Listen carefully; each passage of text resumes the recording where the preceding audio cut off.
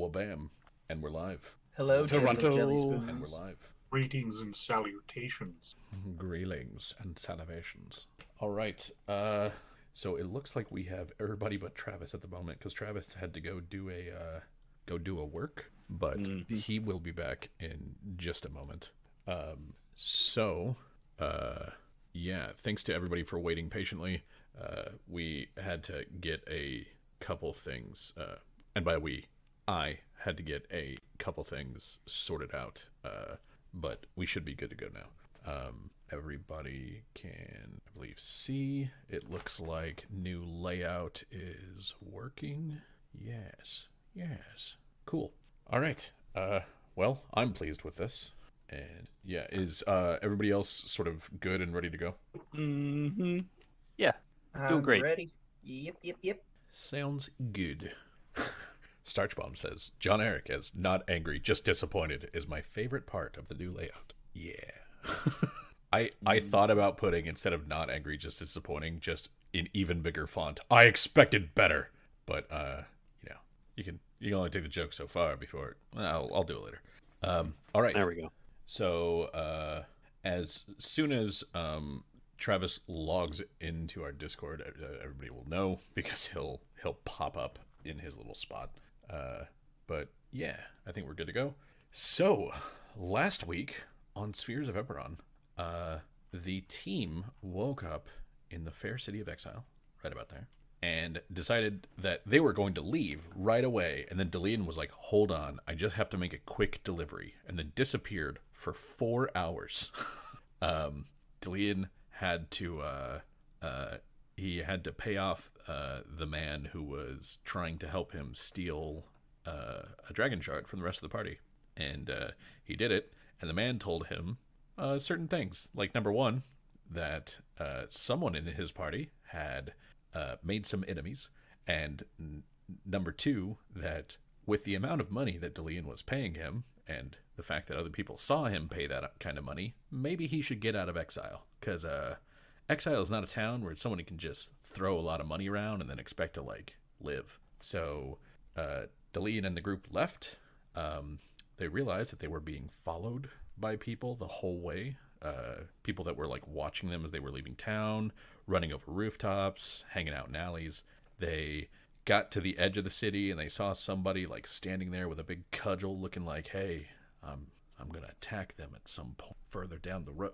And then they saw that man just get taken out by this black and white blur made of claws and teeth. And they were like, yeah, we'll just let that happen. And then they moved on. When they were on the road, they at one point stopped for a little bit because the horses had just been walking for a long time, and they figured like 3 or 4 hours on the road was probably enough to, give the horses some water, let them graze for a bit. And as they were taking a little break, a trio of riders in Brailish colors for Brayland showed up, and it was two basically like heavy cav and one man wearing definitely not as heavy armor. He was not in plate. He was not dressed like he was going to be charging into battle like the other guys. And they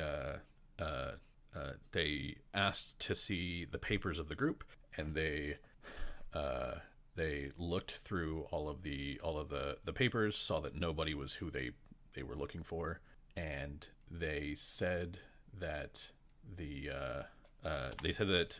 they were tracking down some bandits who were on the road and were making the road dangerous. Basically, this whole stretch right here, from like Star Alaska all the way down to Sterngate. So like they are running over a large area. And he was like, they're basically only identifiable by the fact that all of them seem to wear some sort of identifier in dark blue. And so he was kind of looking at the party, and you got people in like their blacks, and like Cherrun is sort of in, I guess, kind of in like a blue thing, but it's kind of a little brighter. And Forsidna's in blue, but well, she's not really in blue. She's got like her tabard on that has like a little bit of blue on it. So like he didn't really think that this was probably the group, especially since one of them had papers that labeled them as, a member of House Deneath in good standing.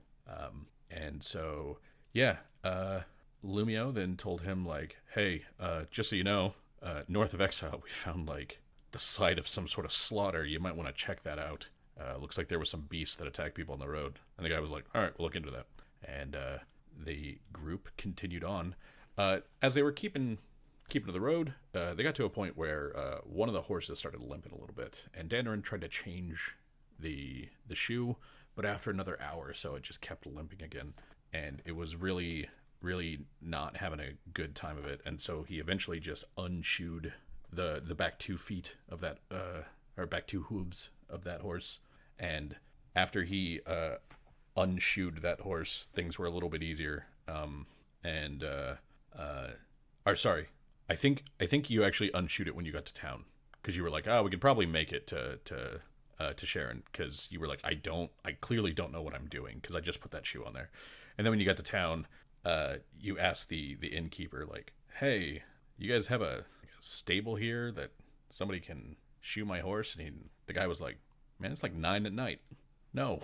And you were like, all right, we'll just get it in the morning. And he goes, well, just take the shoe off of the horse and take the other shoe off the horse so he's not standing crooked. Otherwise, he won't get any sleep at night, because horses sleep standing up, so it's like standing on a nail. And so Dandarin unshoed the horse. And while they were in town, the fabulous town of Cherrun, Lumio tried to go to the Wise House, but the Wise House was already closed.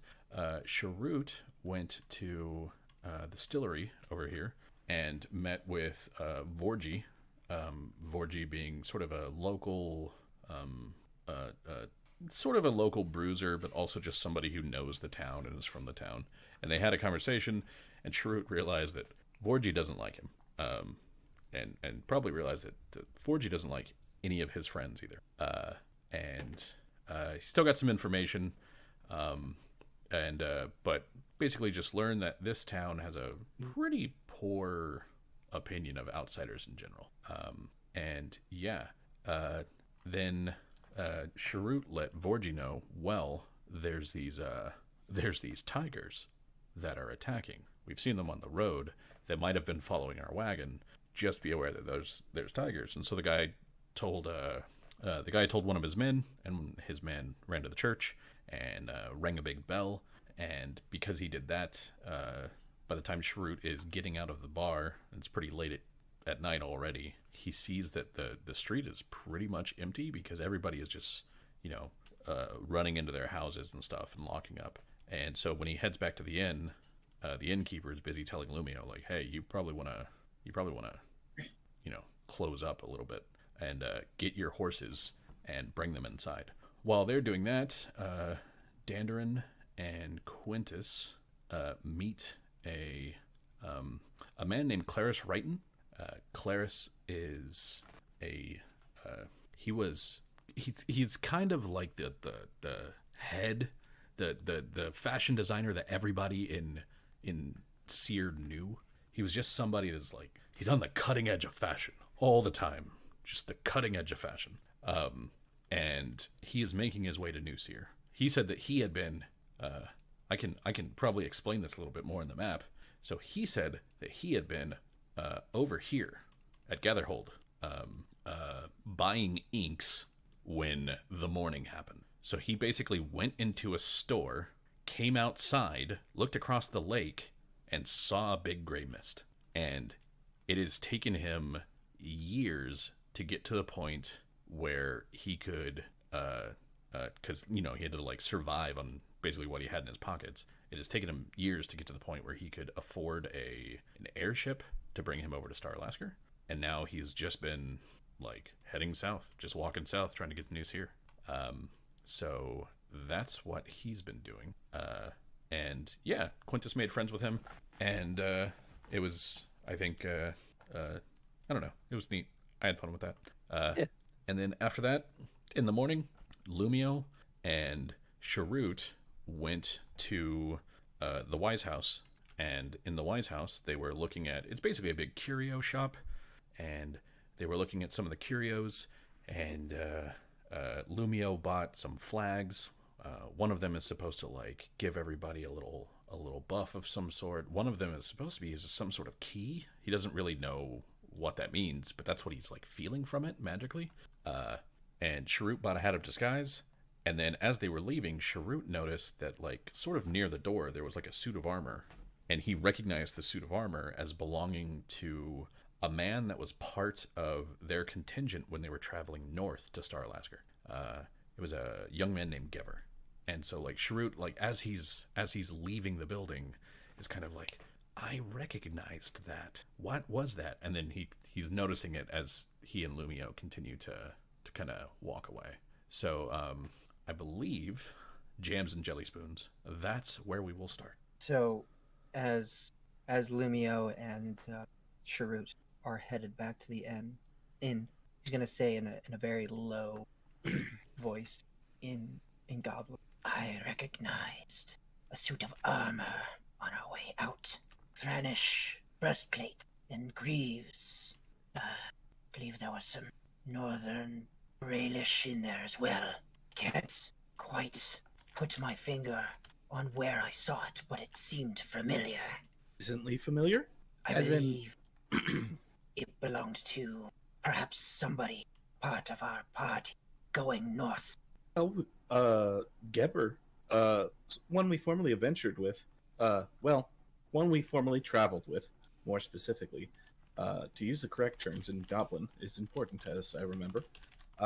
He decided to stay here when last we left. Yes, I remember now. Geber was his name. That was his armor. Perhaps he sold it when he decided to stay. I remember he was going to become a farmer, I believe. From my interaction last night, I don't think that is the case.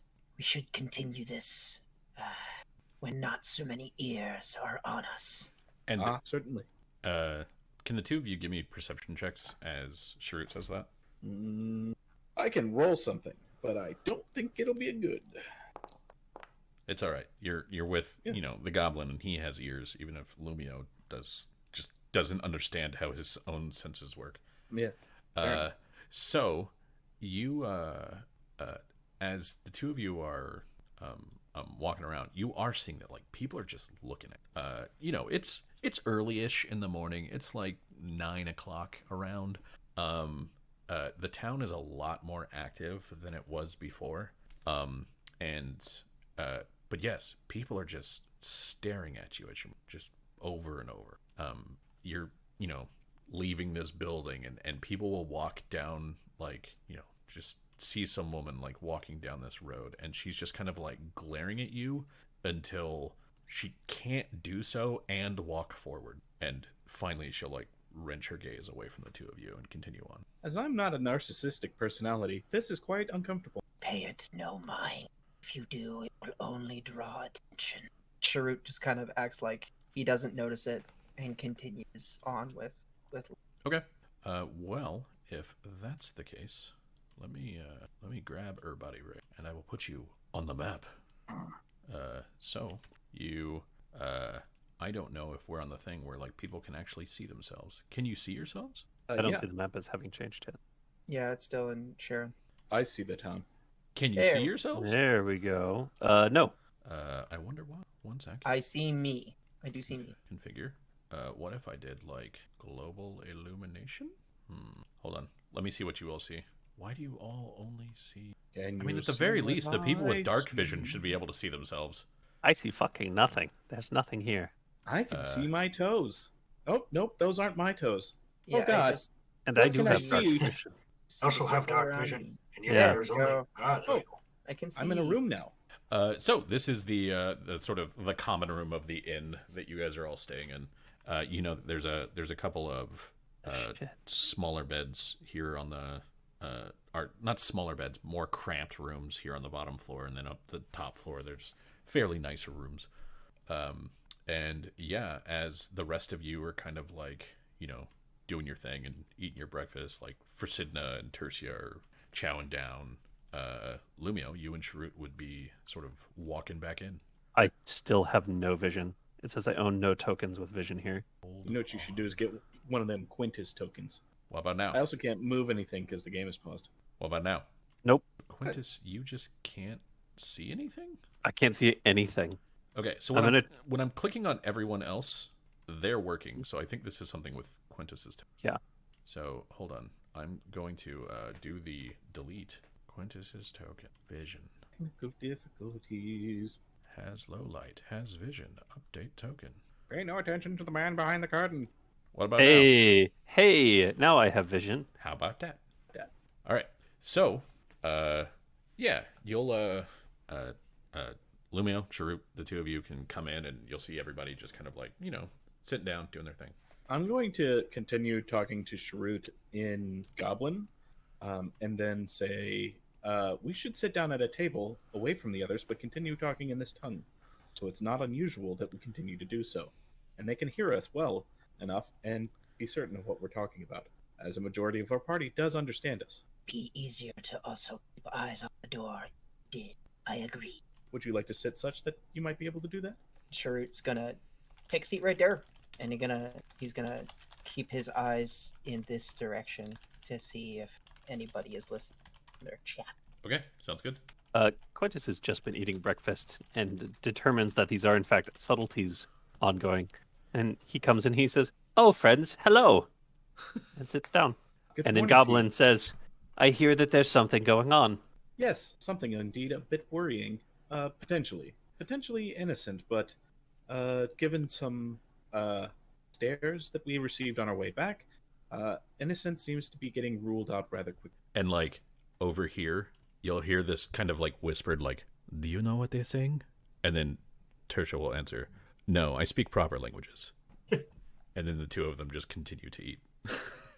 At that comment, Cherrun will turn to his left and spit into the fireplace.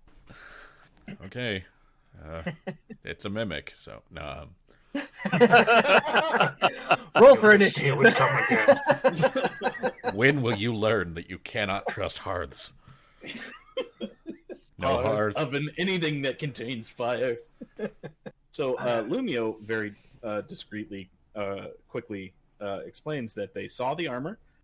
They believe that it is. Oh God, I've already lost his name. Geber. Geber. Believe it was Geber's. And the innocent interpretation is because he was staying here, he decided to sell his armor. The way they have been treating outsiders seems that they would not welcome him or indeed let him stay. So it's unlikely that that was the case. There is a bit of information I have yet to share. I wanted to do so as ease on us. Noah, I don't know if so it's your far. gain or your volume or what, but we're losing like every other syllable. Mm-hmm. All right, let me turn down. What we heard was there was but the All right, hang on. Sexual connotations are high. Please stop. No. once I release the How- video, I'm just going to bleep every one of those. Please do. Correct. Is that Oh, better? I never expected you to go on such a tirade. Say a sentence in your normal Cherrun voice.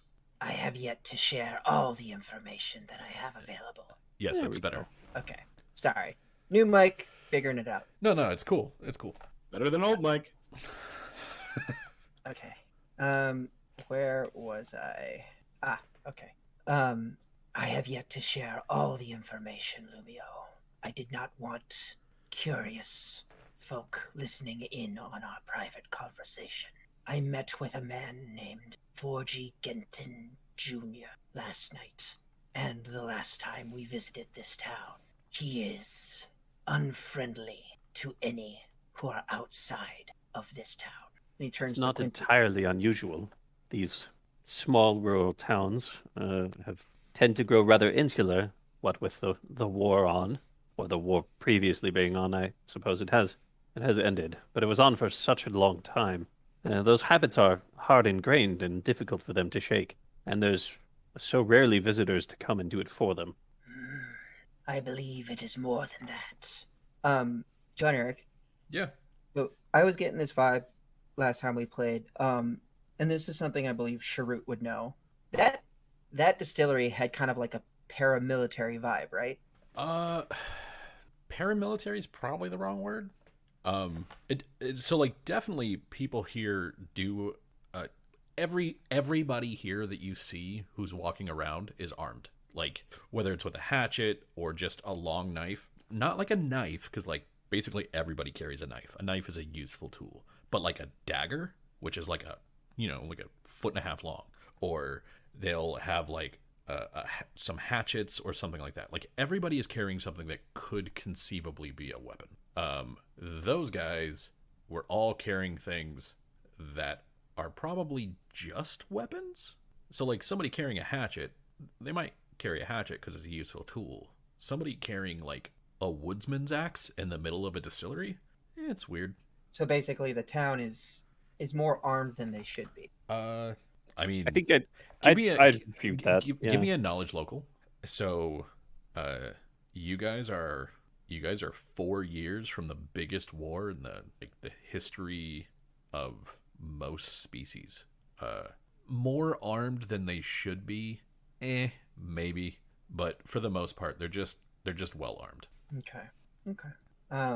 Suppose Cherrun will turn to Quintus then and say, I feel their disdain for outsiders goes much deeper, so much so they may harm them. Well, the question that I have, I suppose, then is, do you have any evidence that they have attempted to do so, first and foremost? And let's stick with that one for now. There's a possibility that we can look into this situation further and dig into what's happening here. But I think that finding something that corroborates or at least supports this theory of yours, aside from your gut feeling on visiting a bar, a distillery, which is not to say that I doubt your capabilities, just that I know that the goblinoid races, being new to civilization, such as it is amongst us, you might have some difficulties in parsing social situations. If you're able to find something that might push for one direction or the other, so more tangible proof, I think that we can potentially do something here. It certainly wouldn't pay to have a hostile village so close to New Seer, and if we are going to be sending delegations and outsiders along the roads to the north, as we most certainly will in the future, if there is something problematic here, it really is essential that we take care of it now. I do not have any concrete evidence. Well, But yes, I didn't imagine we would be having this conversation if you did. But that is the next step that we should be taking. Cherrun just kind of nods as he thinks to himself quietly. I don't know if you want a sense motive for this, Noah. It's possible. If Cherrun is really really looking for it, it's probably something that he would see. But Quintus is trying real hard to hide the patronizing tone there. I don't know if he would need to sense motive. Fair enough. If he's trying that difficult, or if he's trying that hard to do so.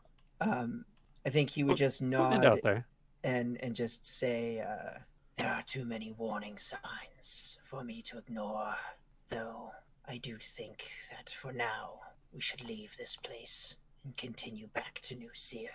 Indeed. I do see the merit in what you have said, Quintus, and the only thing I would hearken to is that if Cherrun is able to pick up on the cues, they are obvious. Well, if they're that obvious, then we need to do something about it. We can't just simply leave a potentially murderous horde of farmers to intercept the diplomats that we send further north. I understand that you long to be back to New Seer, as do I. But in taking into account the larger picture of things here, if there is a problem, we must handle it. That is our purview and our necessity as agents of Prince Orgev. But in order to handle such problem, we need harder evidence. I believe it is justly so. All right. Well, there are ways to approach this. You already have an idea as to who might be... it sounds as though you have an idea as to who might wish you ill will. Perhaps taking some time to observe them and put some of that stealth of yours into play might be useful. Just taking a sense of the physicality of this town, this village. Are there a proper number of people? Are you seeing Too many footprints? Are they deviating out into the woods past the farms where there are no dwellings? Avoid asking questions, perhaps, but just taking in the information that you can and trying to work to a conclusion there. I have some methods of my own as well, and between the three of us, well, between the 7 of us, we may be able to come up with something. Yes, I believe I will attempt, unless you would hearken against it, hazard against it, to take Forsidna and Dandarin to look for the gentleman whose armor we noticed. Name, I'm going to write it down sometime. Geber. Thank you. They seem the most likely to have a friendship developed with him, and stopping in and saying hello, or publicly inquiring about him might be safe enough. I would also suggest, if I may, that you leverage the specialties of our erstwhile companions. Dandarin seems to be a smith of some capability, and if this town is in fact well overarmed and armored, then he may be able to find evidence of that in the smithy. Similarly, our bodyguard or shield maiden Forsidna has a sense of how military structures might be put together. I'm sure. Her house is well regimented. Making use of that, I think, is probably profoundly preferable in a situation like this. Tertia is, and he pauses. We all Well, sort of look at Tertia, And she looks and at then look you. at each other. She kind of looks at you and looks out the window and looks back and just shakes her head. Seems about Well, right. she is capable, but perhaps this is not her forte. And you see, Delian, you'll see her like raise a hand up to the Earwerebow's mantle and just kind of like fluff the scales for a second. Delian, on the other hand, has some capability of observation, I have no doubt. And Excuse me. Delian. It's Delian.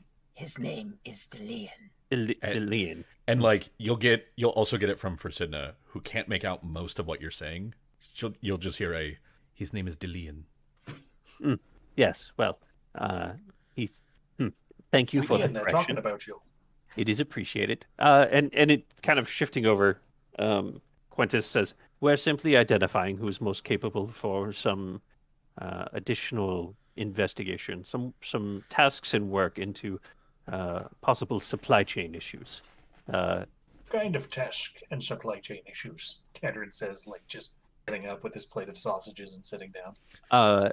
Well, first and foremost, Lumio, since you seem to be largely the one in charge here, is this an agreeable pattern of review to your mind? An excellent description of the abilities of ours.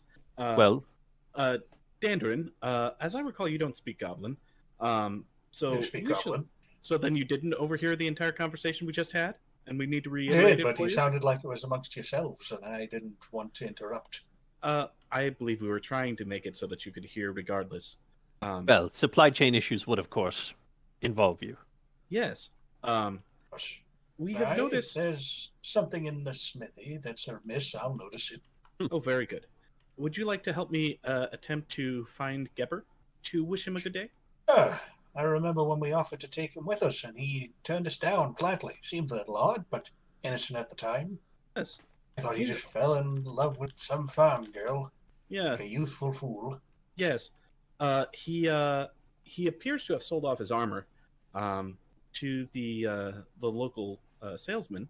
Well, it was a patchwork piece of mess, I'll tell you that, so I can't say I feel bad for him. So you have been listening. So the Oh, I just remember. I don't forget a suit of armor, much like you don't forget a rule in grammar. do like them, but I do like grammar. mhm. One of the reasons I don't have an accent when I speak in different languages. The thing I noted was that the rampant xenophobia, I believe is the term, to describe all outsiders, would make that Geber is in peril, at the very least, if not dangerously so. And so we might walk about and see if we can check his status. Quintus kind of looking around the room, even though there's nobody here. He shoots Lumio a glance and just takes his hand, puts it in the air, and then lowers it and says, "I'm sure that your friend is fine, and wishing him well, having been so recently besotted and likely married. Certainly thinking ahead to his future life as a farmer, and using those funds from his sold armor to finance said situation, I think is a wonderful time to check in on him and see how that process is going. It can be difficult to transition to civilian life once you've sort of gotten the taste of the mercenary. I mean, he could be betrothed, but I doubt he's married already. That seems a bit quick. What was it? Less than 2 weeks since we last saw him? It has He been could be. it has been about 6 days since you were here last. Oh gosh, a week? If Yeah. he's married, he's really rushing into things. Well, it sounded like it Betrothed, was though. kind of a whirlwind romance, as it were. So, regardless, still probably best to wish him well and best with his new life. And like Quintus says this with like really pointed looks. Indeed. It'll be good to see the lad. Sausage, as he just holds one up for you. Yes, thank you. All right. So with that, what are we doing in terms of splitting up? It sounded like it was Dandarin and Fumio, Dandrin, and Forsythia. Okay. And where are the two of you going? I'd assume first the front desk to talk to the proprietor of the inn. Sure. Let's see. Do I have a just random person? I don't think I do. I don't think I just have like, here's schmuck number 3. Do you have a drunk guy you could throw on there? Oh yeah, old drunk guy. Mm-hmm. It's me being helpful. Best I got. Of course. Hold on. Stealthy drunk guy. Stealthy drunk guy. Oh, Foundry. I'll learn your secrets soon. Yeah, you go up there and you talk to him. What's up? Swear to God, we fought and killed like 10 of these guys. One of those guys saw the Marceline. Good morning. Thank you for allowing us to stable our horses inside. Much appreciated. I assume we've renegotiated them outside after the threat was over. Yeah, probably. We were getting ready to head out, and we had found that one of our members, who we were traveling with before, when we were headed north, has. Oh, hello! Thank you for joining us. God, he's faced into reality. That's not how you always see it. No. I live in a much more horrifying life than you did. Anyway, he was among our crew and decided to stay here, finding the place to his liking. And we were wondering if we might stop in and say hello and see how he fares. His name was Geber, Gever. I never heard of no Gever here in town. Doesn't sound like a very Central Brailish sort of name. We tend to stick with the classics. Such as? Oh, Vorgis, Tazio, Norn, Orson, Pater. Those are... I'm not aware of them being classics where I'm from, so that makes sense that they would be classics here. Well, that is most unfortunate. Is there anyone who might know him, or might know more of the town? He was with a young lady, or had become smitten with one. Dandra, do you remember her name? Or description? Which one? The one that Gever decided to... Oh, goodness. I would like to attempt to recall who that person was. An intelligence check? Yeah, go ahead and... Oh, you already rolled. So, Gever was... You didn't get her name, because basically everybody was just, having a good time, kind of drinking that night. But she was kind of on his lap for part of the night, and then in the morning he decided that he didn't really want to go anymore. The main thing that you would probably remember about her is that she was kind of pale, and she had just like that kind of over large tangle of hair that you see in like rural humans who don't do the I'm just going to make every day a ponytail sort of day. It's the equivalent of like, the dwarven thing of like, I'm kind of bored right now, so I'll just braid another puffy beard and then I'll roll my fingers through it after a while, and then braid another little braid and roll my fingers through. It's that, but with hair. So very pale girl, very pale hair. That's pretty much what you remember of her. Pale girl, palish hair. She had that natural kind of puff to it, like when they don't want to make the ponytails out in the country kind of a thing. And he She was goes, real friendly with them. I really Oh, don't you mean understand what you Cheka. mean at all. Maybe, probably. yeah, he was, your friend was likely talking to Cheka if, who you're describing sort of fits who you're describing. You can often find her over at the church at the Second Dawn. Sometimes she's running errands for the priest there, but otherwise, I don't really know where she stays. I mostly stick to my own here, couples around in shops. Oh, reasonable enough. Appreciate that. Thank you. We will attempt to see if we can find any luck over there. All right. And you guys, you paid your way last night, so you don't need to like pay again or like ready up the tab or whatever. But anybody who bought and ate breakfast, if you could throw me 3 copper apiece, that will pay for all of your victuals. 3 copper. Yeah, they're like dollars. A reasonable price. Yeah, so you guys start heading off that way. Cherrun and Quintus. Orsina, and we're headed over to the Church of the Second Dawn. Would you like to join us? Gladly. And she like stands and just sort of like grabs her helmet from off the table, and there's some sort of like hook device on it. She just kind of like hooks it to her belt, and she nods to Tertia and says, "My lady," and then starts walking after you. And so the 3 of you head out. Quintus and Cherrun, and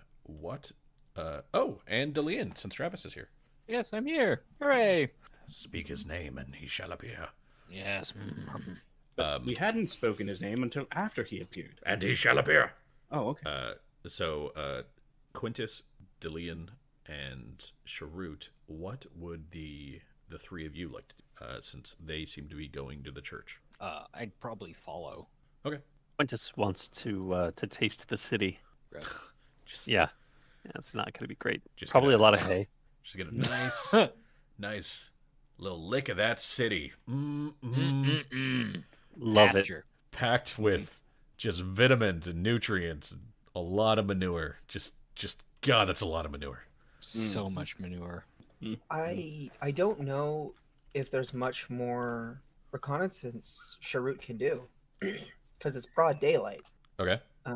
So I guess he's just gonna look after Quintus. Okay. So you and Quintus are going to stay there, and Delian, you're going to go with the other ones. Sounds about right. All right. So as you guys are walking that way, Quintus, what are you doing? Quintus is going to go back to his room. Okay. Well, I will take the 2 of you up to the room because there is a up to the room now. Delightful.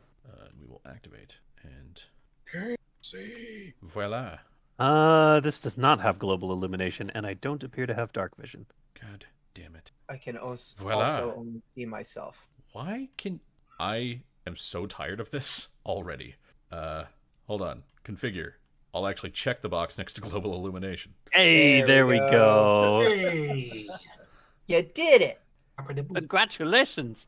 So yeah, you're up in like one of the suite rooms that you guys got, which aren't like private. They're still rooms with multiple beds, but they're nicer than the rooms that are downstairs. Yeah. So describe your process to me there, Quintus.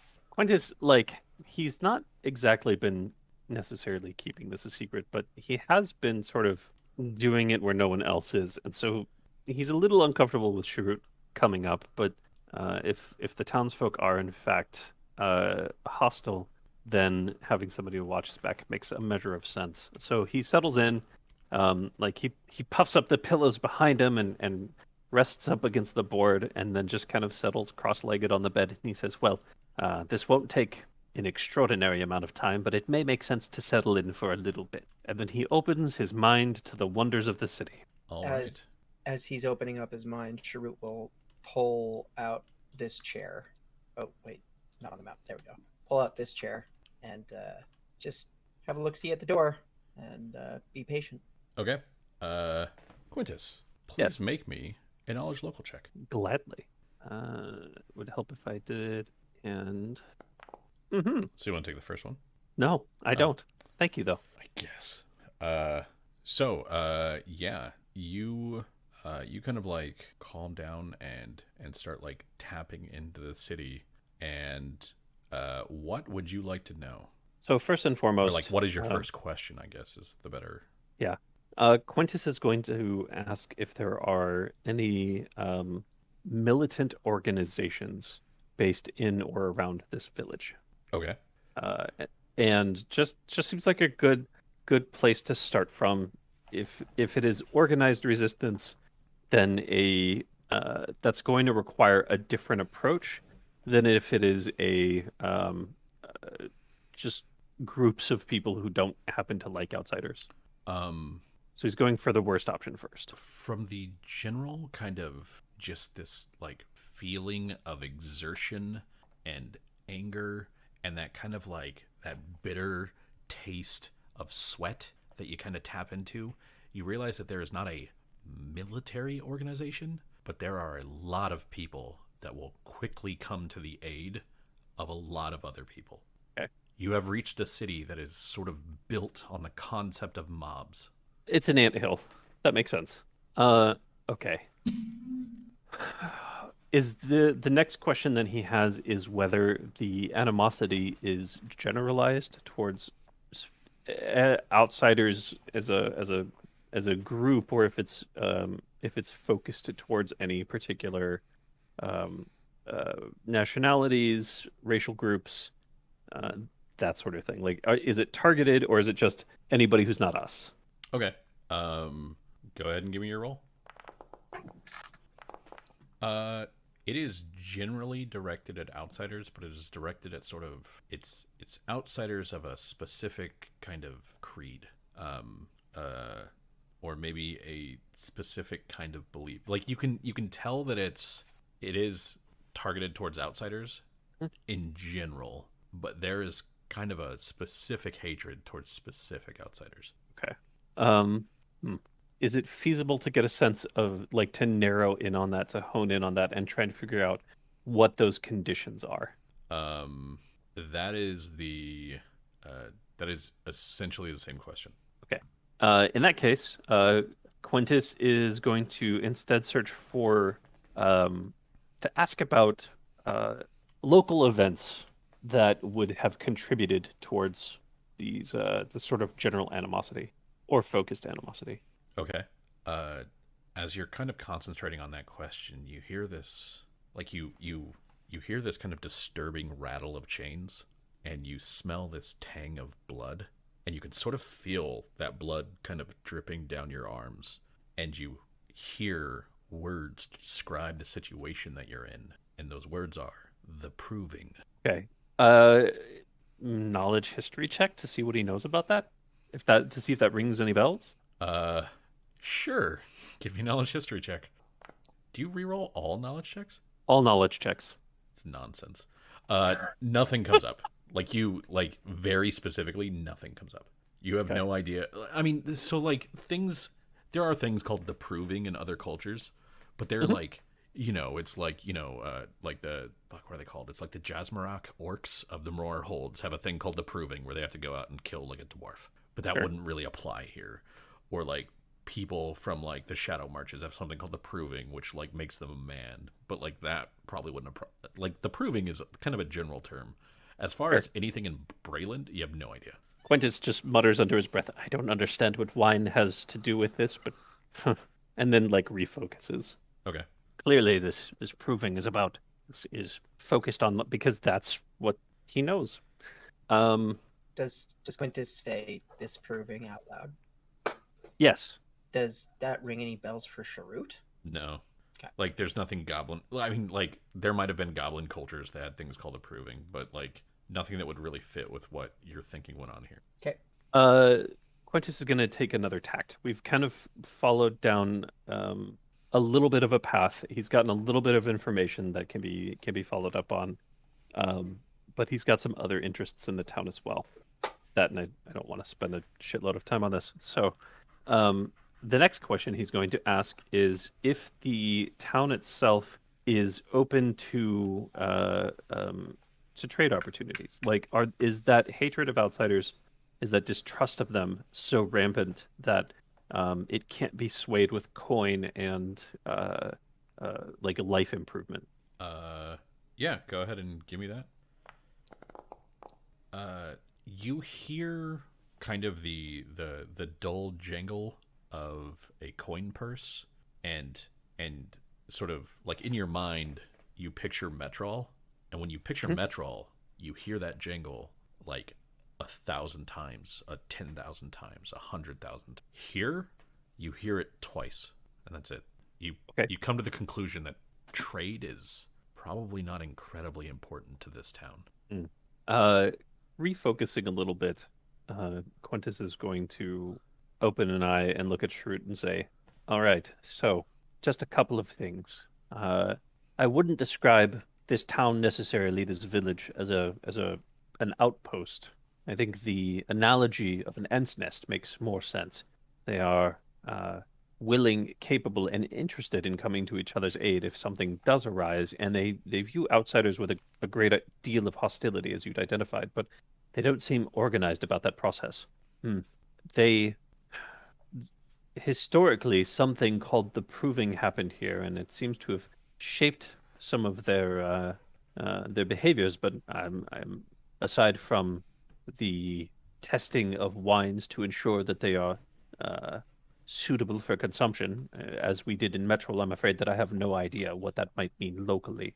I had thought, following a different train of a lightning rail of thought, that perhaps we might be able to drum up some local business or create some contacts here, so as to establish a better working relationship with the people, and potentially, and at this, like, he smirks a little bit, potentially undercut some of Brelin's industry with our own, supplanting what they have available. But it seems as though the trade is not a primary concept that these individuals are concerned about.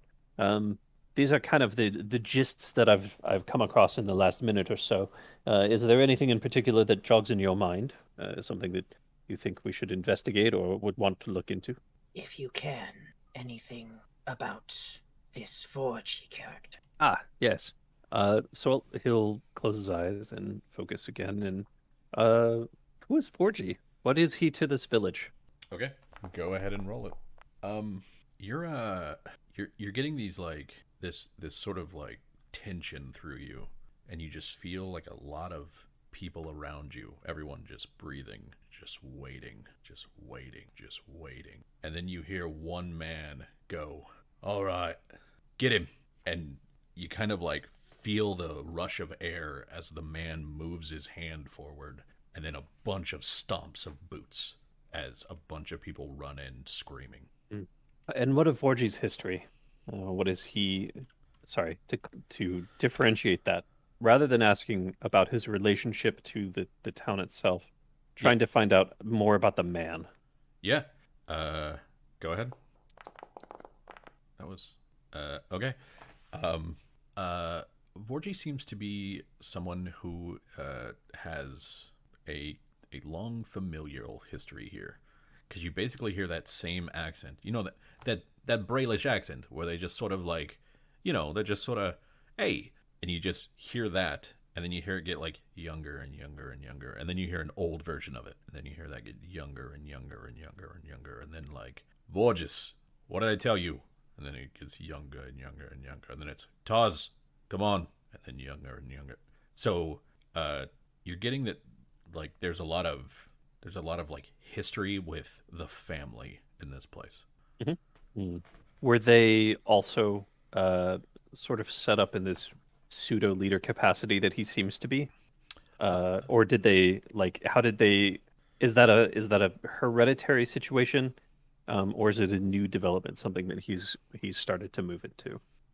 So you get that same sort of thing where it's like you hear the voice of somebody calling to somebody, and then you get that crossed with the like, all right, get him, and then it kind of like moves on, and then you'll hear it again, and then it moves down, and you'll hear it again, and it'll move down, you won't hear it for that one, and then it'll move down, you'll hear it again, and move down, you'll hear it again, and then you won't hear it for the next one.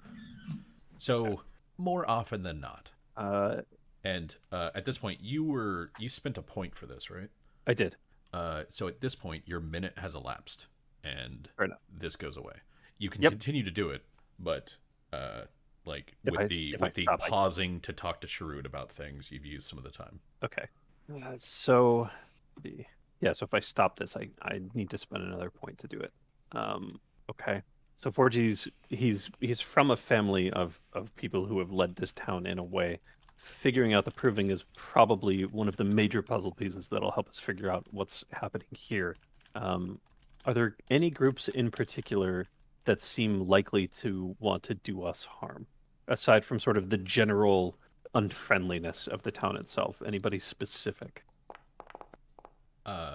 You get images of, or not so much images as you kind of like touch your own forearm, and you feel very kind of tough skin in like strips, where there's just kind of continually itchy scars. And then you can go down a little bit, and there's like, regular flesh, and then there's like another bit of itchy skin, and that's the main one that kind of stands out to you. I mean, you're still hearing the charge of people who are yelling. You still hear that rattle of chains, but that kind of all just goes to the background of your like just mangled forearms and itchy skin. Does that make any sense to Quintus? Is there anything that he can use to interpret that information? Let me check. Mhm. No. Okay. It's wonderful. Looked at your sheet real quick, and I was like, nope. All right. Fair enough. The answer is yes, but fuck if I know who. Okay, that's fine.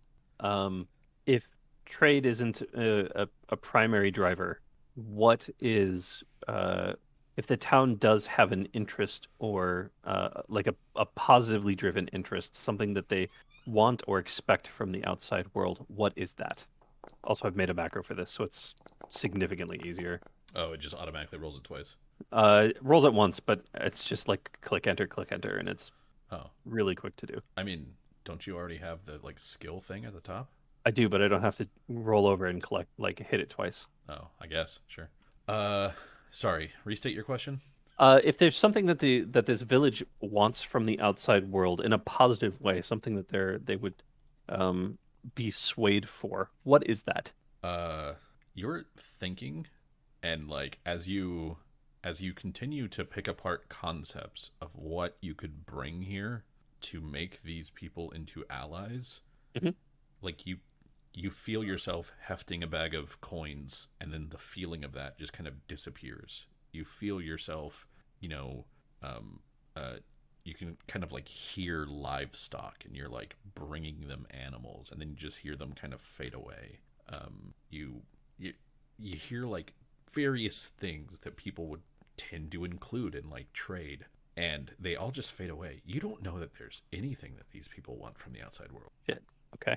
That is useful, if not useful in the ways that Quintus was looking for it. And so he'll clap his hands, open his eyes, and say, all right, well, that was informative, and let's sit down and discuss briefly what I've learned. And so, to be clear, Cherrun, you saw him sit there and meditate for 2 minutes. That's it. You I love it. I think sat it's there, great. and how did you learn anything? Well, you don't think that I've been collecting information as long as I have without picking up some tricks. The how, the method is not as important as the result, which I think that we should discuss. Okay. And so before you guys go to discuss it, I'm going to go to the other group. So I will grab these guys. And you all wanted to go to the Church of the Second Dawn, which I will just turn light on ahead of time. Oh, okay. That's probably a good idea. He's learning. Be afraid. Guys, there's no light at the Church of the Second Dawn. I don't think we should go in. Oh wait, never mind. They turned it on.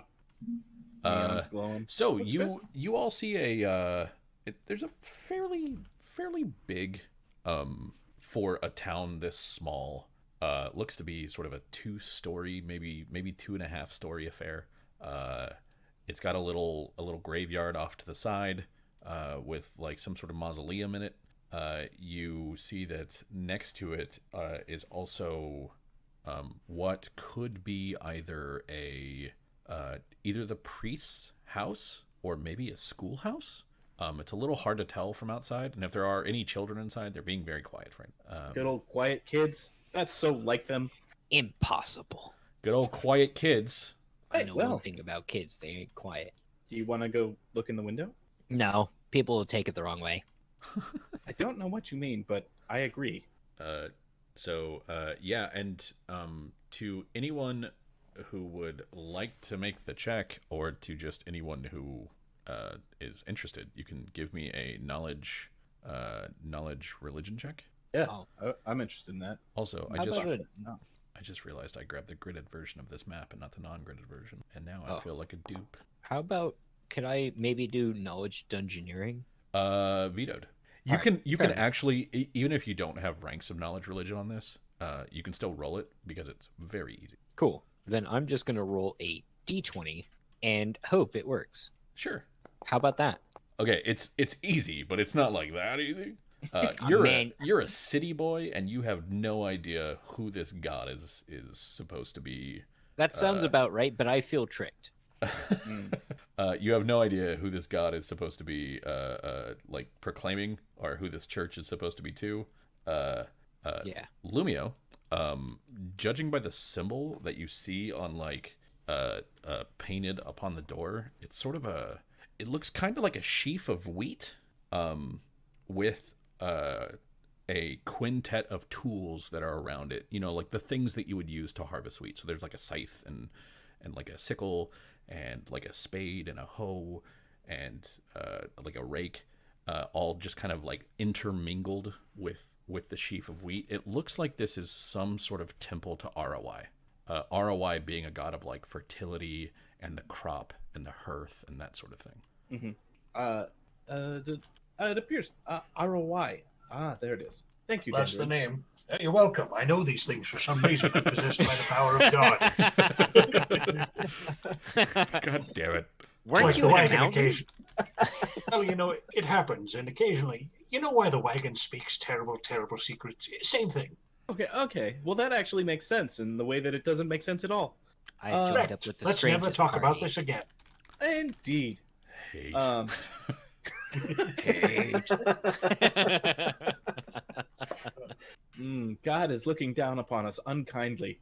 Indeed. No, maliciously. That's different I- than unkindly. I I feel don't like know I'm that getting he's angry, sunburned. but I feel that he's disappointed strongly. Yes. Wonder why you feel that. Wonder why. It's a mystery to everyone. Yes. All right. Let's go right through the main doors of this church. He said out loud so that Dillian could hear and not do that thing, because that's what Dillian would normally do. Lumio, you don't have to. When you make Okay. that obvious, it hurts me. There's like no I- subtlety to you at all. No, I tried to set it under my breath, but I realized I don't have breath. God, you're weird. I am so weird to you. You're very weird to me. What a lovely. So, yeah, as you guys all go in, this Do you want looks- for Sidna to join us? She just watched us walk up and just went, mm-hmm. She's made her choice. There they go. Yeah, as you all walk in, you see that there is a fairly nice church. The top floor has a kind of like, here, I'll just draw it on here so that you guys can kind of see it. It looks like it kind of rings this right here. And you see that it from where you are looking up, it appears to be used for mostly like storage. There's a lot of like crates and stuff up there. So you can see that it's just up here and it's ringing this whole bit right here. But this is all open, and above it you just see rafters. It looks to be fairly well swept, pretty clean. It's got some nice pews that are carved out of wood, and it seemed to be carved with good care. Wood's very oiled, very shiny. There's some prayer books / sign-in books over here at a little altar. If someone just wants to come in and like make a quick offering and say a quick prayer. And then up at the front, you see again in this area there is a sort of a tapestry hanging up that proclaims the same symbol of ROI, the sheaf of wheat with the 5 tools, and There's some braziers that aren't currently lit. There's a podium up there, and you see a fairly nice looking pipe organ, and you see a man who is dressed kind of like a peasant, sort of gray robe. He's got a little staff that's like next to him, and basically what you see is that hanging from the rafters, like the rafters above this place, are a couple of chains, and attached to the chains he has a young calf, and he like the calf is sort of just hanging there and just kind of like pitifully, like, making young cow sounds. And he is currently walking from over in this direction with like an iron bowl, just this big iron basin, which he begins to put down below the calf. Oh boy. Excuse me. As he puts it down, he looks up at the lot of you and he goes, "Oh, hello." Hello. I apologize for interrupting your ceremony. I wondered if we might have a moment of your time. Well, I was in the middle of preparing something, but what do you need? I'm always happy to help someone from out of town. Do what I can to raise the reputation a little bit. Quite so. We were looking for someone who, when we passed through, decided recently, about a week ago, decided to stay here, and the innkeeper said that the person he was acquainted with, who was convincing him to stay, a young lady, was often found in this area, and so we thought to attempt to potentially find her here, and then to find him to see how well he fares. So you're saying that he was... Sorry, just to make sure that I'm getting all of this. You're saying that you left someone here because he found a young lady? In the town, not the church so much. The young lady apparently frequents here. That's her name was... I apologize, Dandrin. What was the name that the innkeeper spoke of? She had raven hair that was... very pale skin. Yes. You're probably talking about Cheka. Cheka, yes. That sounds correct. Yeah, let's... I know that she does have a thing for hanging out at the inn and playing with the men who come from out of town. It's something we've all tried to dissuade her of a time or two. But, well, the young and their games. But this man, what did you say his name was? His name was Gever. Gever. Thrainish boy. Yes. Yeah, he left town a few days back. He just realized that he just wouldn't fit in here and that this wasn't really the place for him. I'd like to sense a motive on that. Yeah, same. Yeah, go ahead and roll. It's not even through his teeth. His teeth are actually made of lies.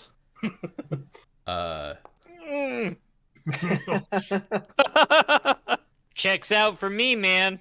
So here's the thing you don't know about Lumio is he takes everyone at face value, and even he understood.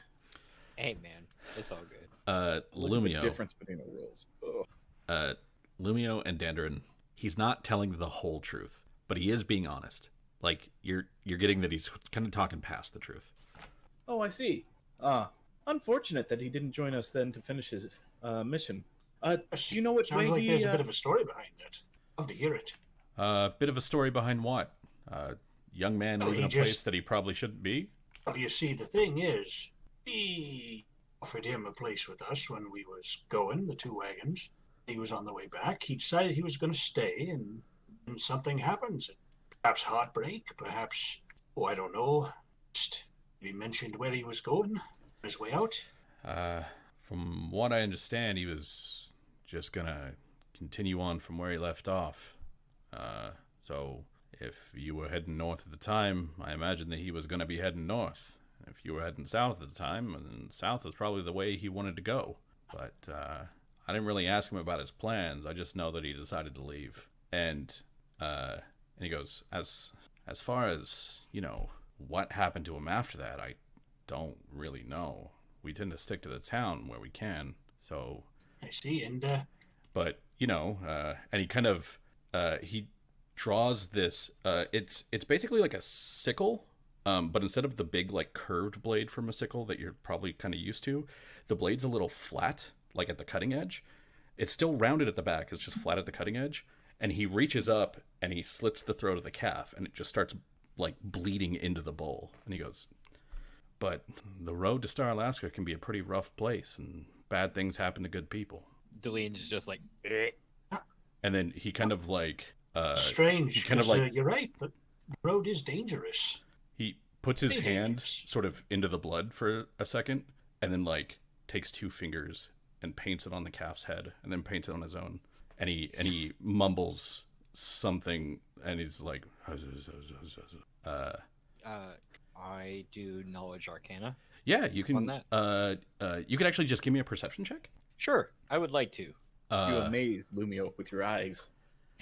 So, what you managed to hear with those keen, apparently gigantic gnomish ears is this man go, "Blessed ROI, please protect me from these outsiders who would do me harm." Oh dear. All right, so Delian's stepping up and just kind of giving like some sort of finger signals, being like, "Come on, guys, this guy's not up to snuff." Like just kind of like the 2 fingers, like the where you flick it to your palm and then back up, being like drawing closer. I don't need to move in closer. Fair enough. This is not a place for bloodletting, but clearly one that is designed for it. If you'd like, Yeah. I could go check the school for Cheka, see if she's there. Oh, No, that's all right. I think maybe one of us could do that. Mhm. If you want, sure. It's right next door. Lumio for Sidna, do you want to go check that out? I think that would be wise. Of course. Lumio, I will protect you with my life. Fasina just kind of like whispers to you as you're walking out with her. Lumio very quietly says, "That might be necessary." Delian. It might Yeah. be necessary for us to not be here anymore. This town gives me the creeps. Yep, we're finding out about that very quickly. It's the darndest thing. Which door do we pick? Darndest thing. Here, we're having 2 separate conversations. Fasina asks you, which door do we pick? I like small doors. Easier to board up. Okay. This one? Where's that? There it is. This one? Okay. So you're gonna, what do you do? Like just open it up? You knock? What's up? Yeah, I'll just open it up. Okay. So you open up the door and you see a couple of kids eating some food, and you see a woman that is sort of standing by the stove. I will. Holy shit, John Eric! That is an intimidating bride you've just decided to put at the stove. I assume. Hold on. I will load Cheka so that everybody can see her. Yeah, I'm not watching the stream right now, so I'll have to do that. Yeah, one sec. I got her. I'll show the players. There you go. Oh, cool. Oh, not cool. Oh my no, not cool. No. So what you see, in addition to like the kids who are centered around here, you see a woman who looks maybe like early 20s or so. Very svelte, very, very pale. Both in terms of her skin and in terms of her hair. It's basically pale and kind of like around the edges of her eyes and like her hands. There's like a kind of a faint red tinge, and what you see is that over here she is in the process of basically like hacking up some kind of meat. So she's like just flipping this like looks like a raw side of lamb or something, and just taking a cleaver to it, just whop whop, and then like once she gets the big parts portioned out, she just whop whop and like starts portioning them into smaller parts. And yeah, that's what you see as soon as you open the door, Lumio. Pauses. Does the way she's going at that piece of lamb look like a cook would go after it, or like one of the many battlefield butchers he knows so very well go after a piece of meat. What do you have that would let you identify the difference between those two? I have. Oh, I thought I had warfare. I don't have warfare. I know that would be the only thing that came to mind. Yeah, knowledge warfare is what I was going for. Survival is listed there, but I don't think. Give me an intelligence check. All right. Checks intelligence. There it is. So, the concept of food more or less completely evades you. Mm-hmm. So, yes. Okay. Like, what's the real difference to someone who has never eaten? The deep questions with John Eric. You must be Cheka. And she sees you and she looks at the kids and you see her point the cleaver at them and she says, "Go." And the kids just scamper off to the north. It's fucking weird. And she looks at you and goes, "Yeah, I'm Cheka. Who are you?" We are some travelers who were looking for an old friend of ours who was last seen hanging, or we last saw, talking to you. And he was certain that he should stay here. And a lot of men stay thinking that they're going to convince me to give up my life for them. I never ask them to. They just do. That's not what Gever seemed to be inclined to do. He was mentioning giving up the way of adventuring and settling down as a farmer, or something like. Well, there's not much else in this town except farmers. If he wanted to settle down here, that's what he'd be doing. Town that's small only needs one priest. Town that's small only needs one teacher. So, is your way of life different than those? You seem to be in charge of the children. Yeah, they give me the children. I take care of them. Well then, if he was looking to be a farmer, where would Gever be? And she takes a step forward and she goes, "Gever's not here anymore. He realized that he wouldn't be able to hack it here, and he decided to hobble off." Hobble? That intends... I'm sorry, that is a phrase that is often used towards wounded animals. Would this be something that he gave up on so quickly? We were gone only but a week. A week might be a short amount of time in a big city like Star, Alaska, but a week can be a lifetime here. It felt like several months, but that's besides the point. Dick.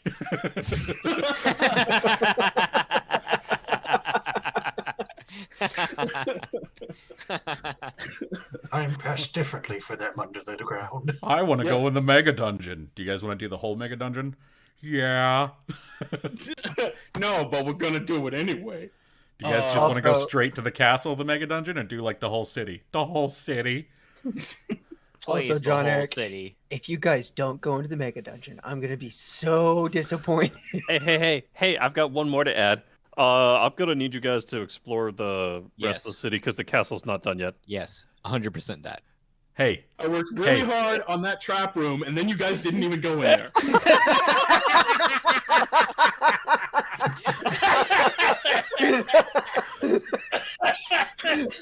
Breathe, Travis, breathe. hey, I don't like it when I'm making fun of you guys and you guys turn it back around on me. That's not nice.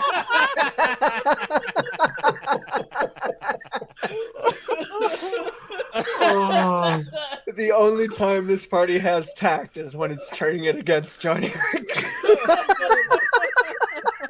Guys, we did it as a group.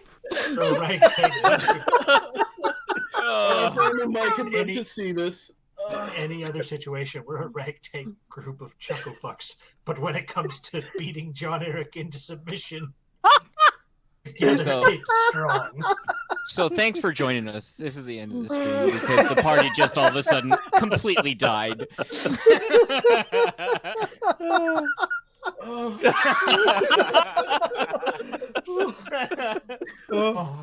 need to breathe. Thank you for setting that up, John Eric.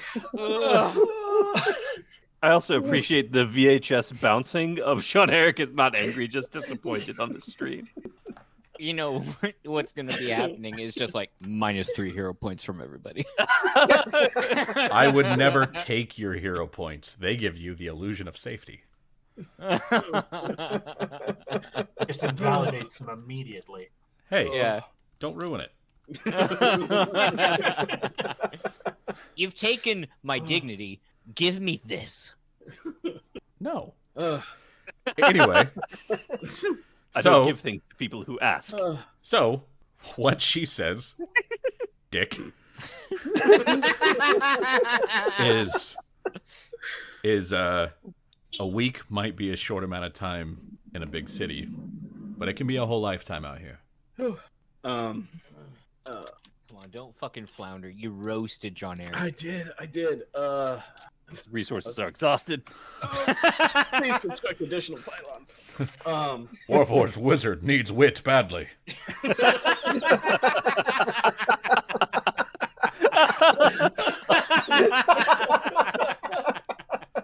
Can't be doing to me like this in front of all these people.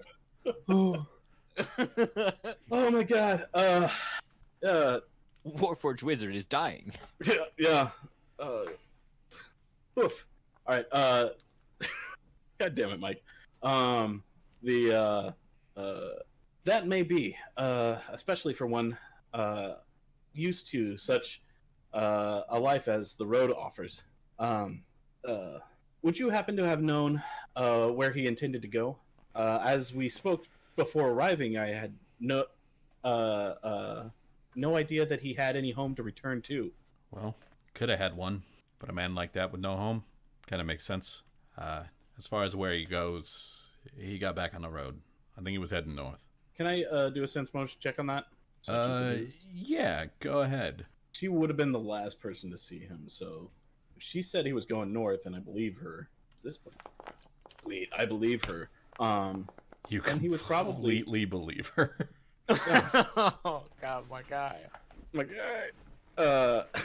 Like, I mean, so like, there's modifiers to bluff checks of like, if you don't want to believe this person, like maybe you think that she's hiding a little bit, but like, she seems honest. Yeah. I guess that's probably the best answer is she seems honest. All right. Well, in that case, strange that we didn't meet him, as that's the direction we came from. Although exile is a place easy enough to get lost in. And like, all right. she's standing there with this dripping cleaver in her hand, and she goes, "A road can be a dangerous place." Jesus Christ. People keep saying that around here as if it's a threat. Strange. We take it as more of a fact. And then, Lumio is gonna leave. Okay. So you and Forsidna head back?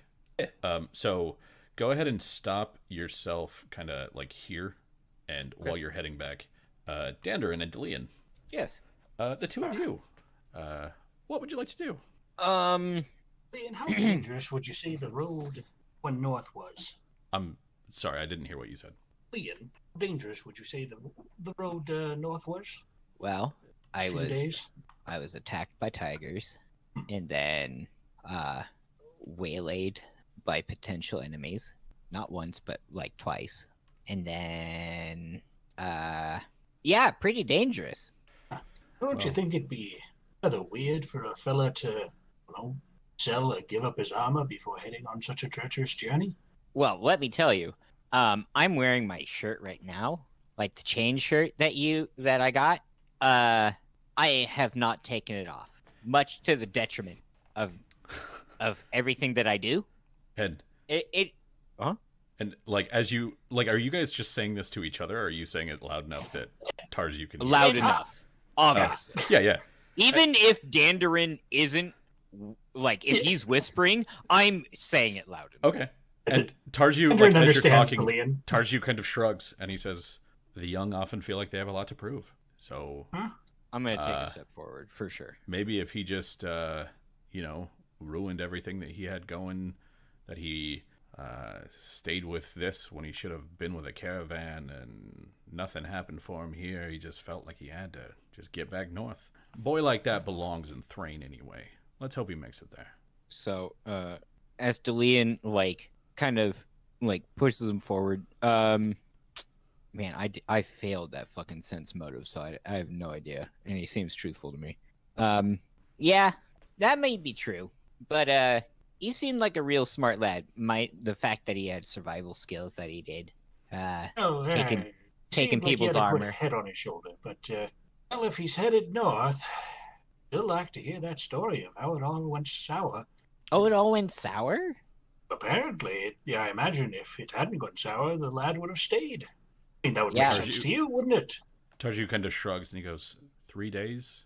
A boy like that on foot? He might have made it all the way to exile. He might have made it to Star Alaska by now if he caught up with a wagon. He could be anywhere. It could be, but we didn't see him on our way south. Just it's too many of the roads. Still, or would think- like to. What happened? The thing that bothers me, and this is just me going off of gut feeling, so I think you'll understand. I come from a pretty big city where people think they can, just create their own destiny and things of that nature, and it comes to the point where they don't think they're cut out for it, and they're like, oh, I gotta move on, and maybe they sell off their armor or things like that to kind of make their way around it. But this fella, at least from what I've been told, was sort of infatuated. And let me tell you, as somebody who's been infatuated with somebody and then just we'll just say he was crushed, because people when they devastated. devastated. It's always hard to be like, oh, I'm gonna drop everything to be with this person, and then they get turned down or something. Maybe it sours because apparently it soured. It takes a bit for people to get like, I need to get going to where I need to go. And let me tell you, as a person who rode with Gever for like a total of 3 days, didn't seem like the sort. And he goes, well, if you were with him for a total of 3 days, and he was here for a total of 3 days, how well did any of us really know him? Yeah, I guess you're right. You even said yourself, you grew up in Metrol. That boy was from Thrain. Were you childhood friends? No, hardly knew him. Just trying to figure out what happened to him. It's just He probably got infatuated rather with someone. sudden. He couldn't hack it here because most city folk can't. And then he decided that he would go back to the city. So he just hobbled along doing whatever he had to get there. It still seems strange that he'd sell his armor, since craft up till then had been war. Pretty odd. Pretty unusual. Maybe he didn't need armor. Oh no, I saw the boy fight. He needed armor. And Trust damn, me, and brutal. Andrew just points to his masterwork stuff. Like, I know armor, and I know people who need it. And Needed you'll, Terziu kind of smiles and he says, I think you and I have both been in that situation, friend. One where we wish we had a bit more armor to protect ourselves. And he kind of, Oh, you see him you a like, veteran? he goes, of course, any Brailish man over the age of 20 better be a damn veteran. And you see him like, he like raises one of his sleeves and he is just like heavily scarred on his arms. It looks, and like you can kind of see once he does that like the other arm looks kind of similar, and around his face is kind of okay, but like when he's moving, his robe shifts a little bit and you can see that he's like got some like cuts and gouges and stuff along his neck, and it looks like this man was in terrible fight. And he goes, I've definitely been in the situation where I wish that I had a little bit more armor. And but He moved on. yeah, like if he decided that his calling was up north, then maybe his calling was up north.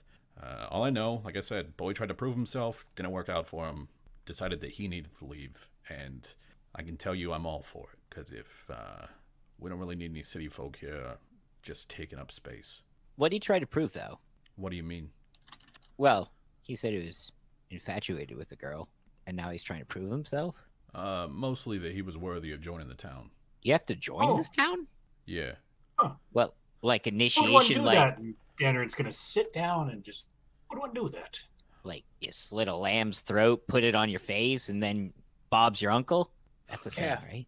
Please, that's most likely And- a religious practice of his. And God. you Please, see, go on. like, for the first time, this guy who has looked kind of congenial, he points at you. And what he points is the thing that's in his hand, which is that flat bladed sickle.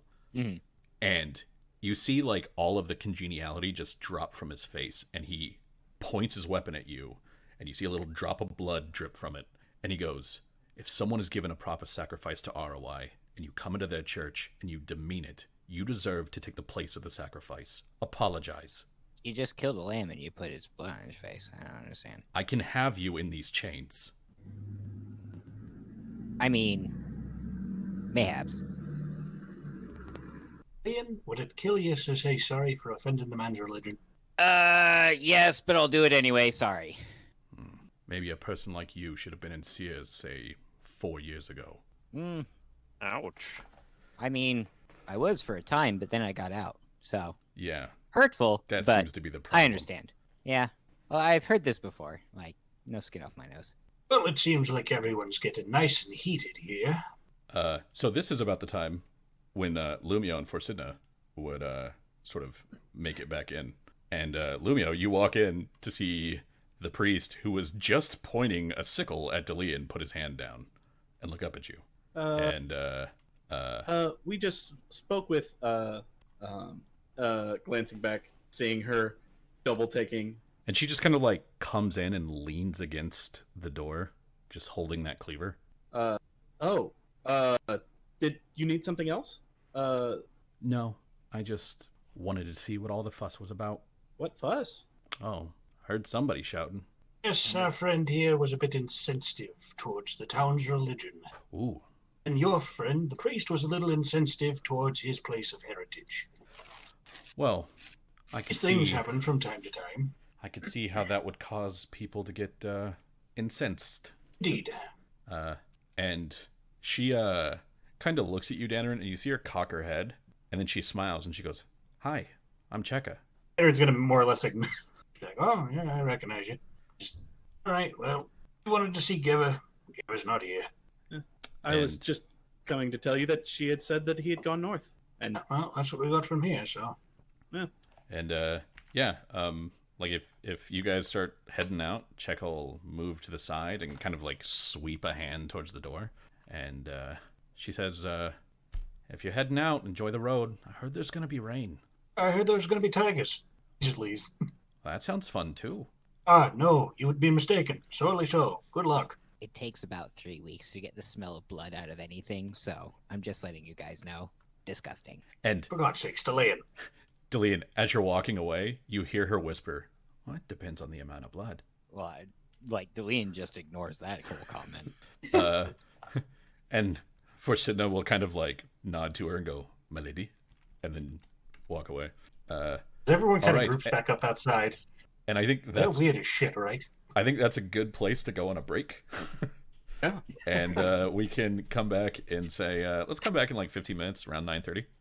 Cool. All right, that's good.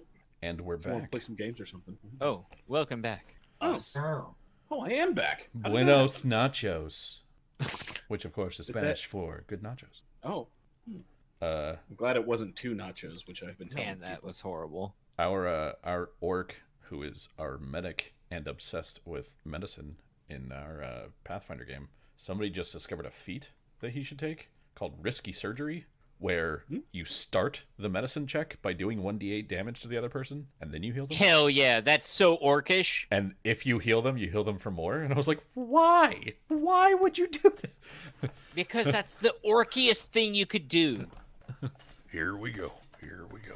Yeah, here we go. For real. How can you heal something? It always gets worse before it gets better. Yeah. If you want to watch some great 40K videos, watch the videos where Bricky talks about the different armies that people can play. Bricky, you say his name is? Yeah, Bricky.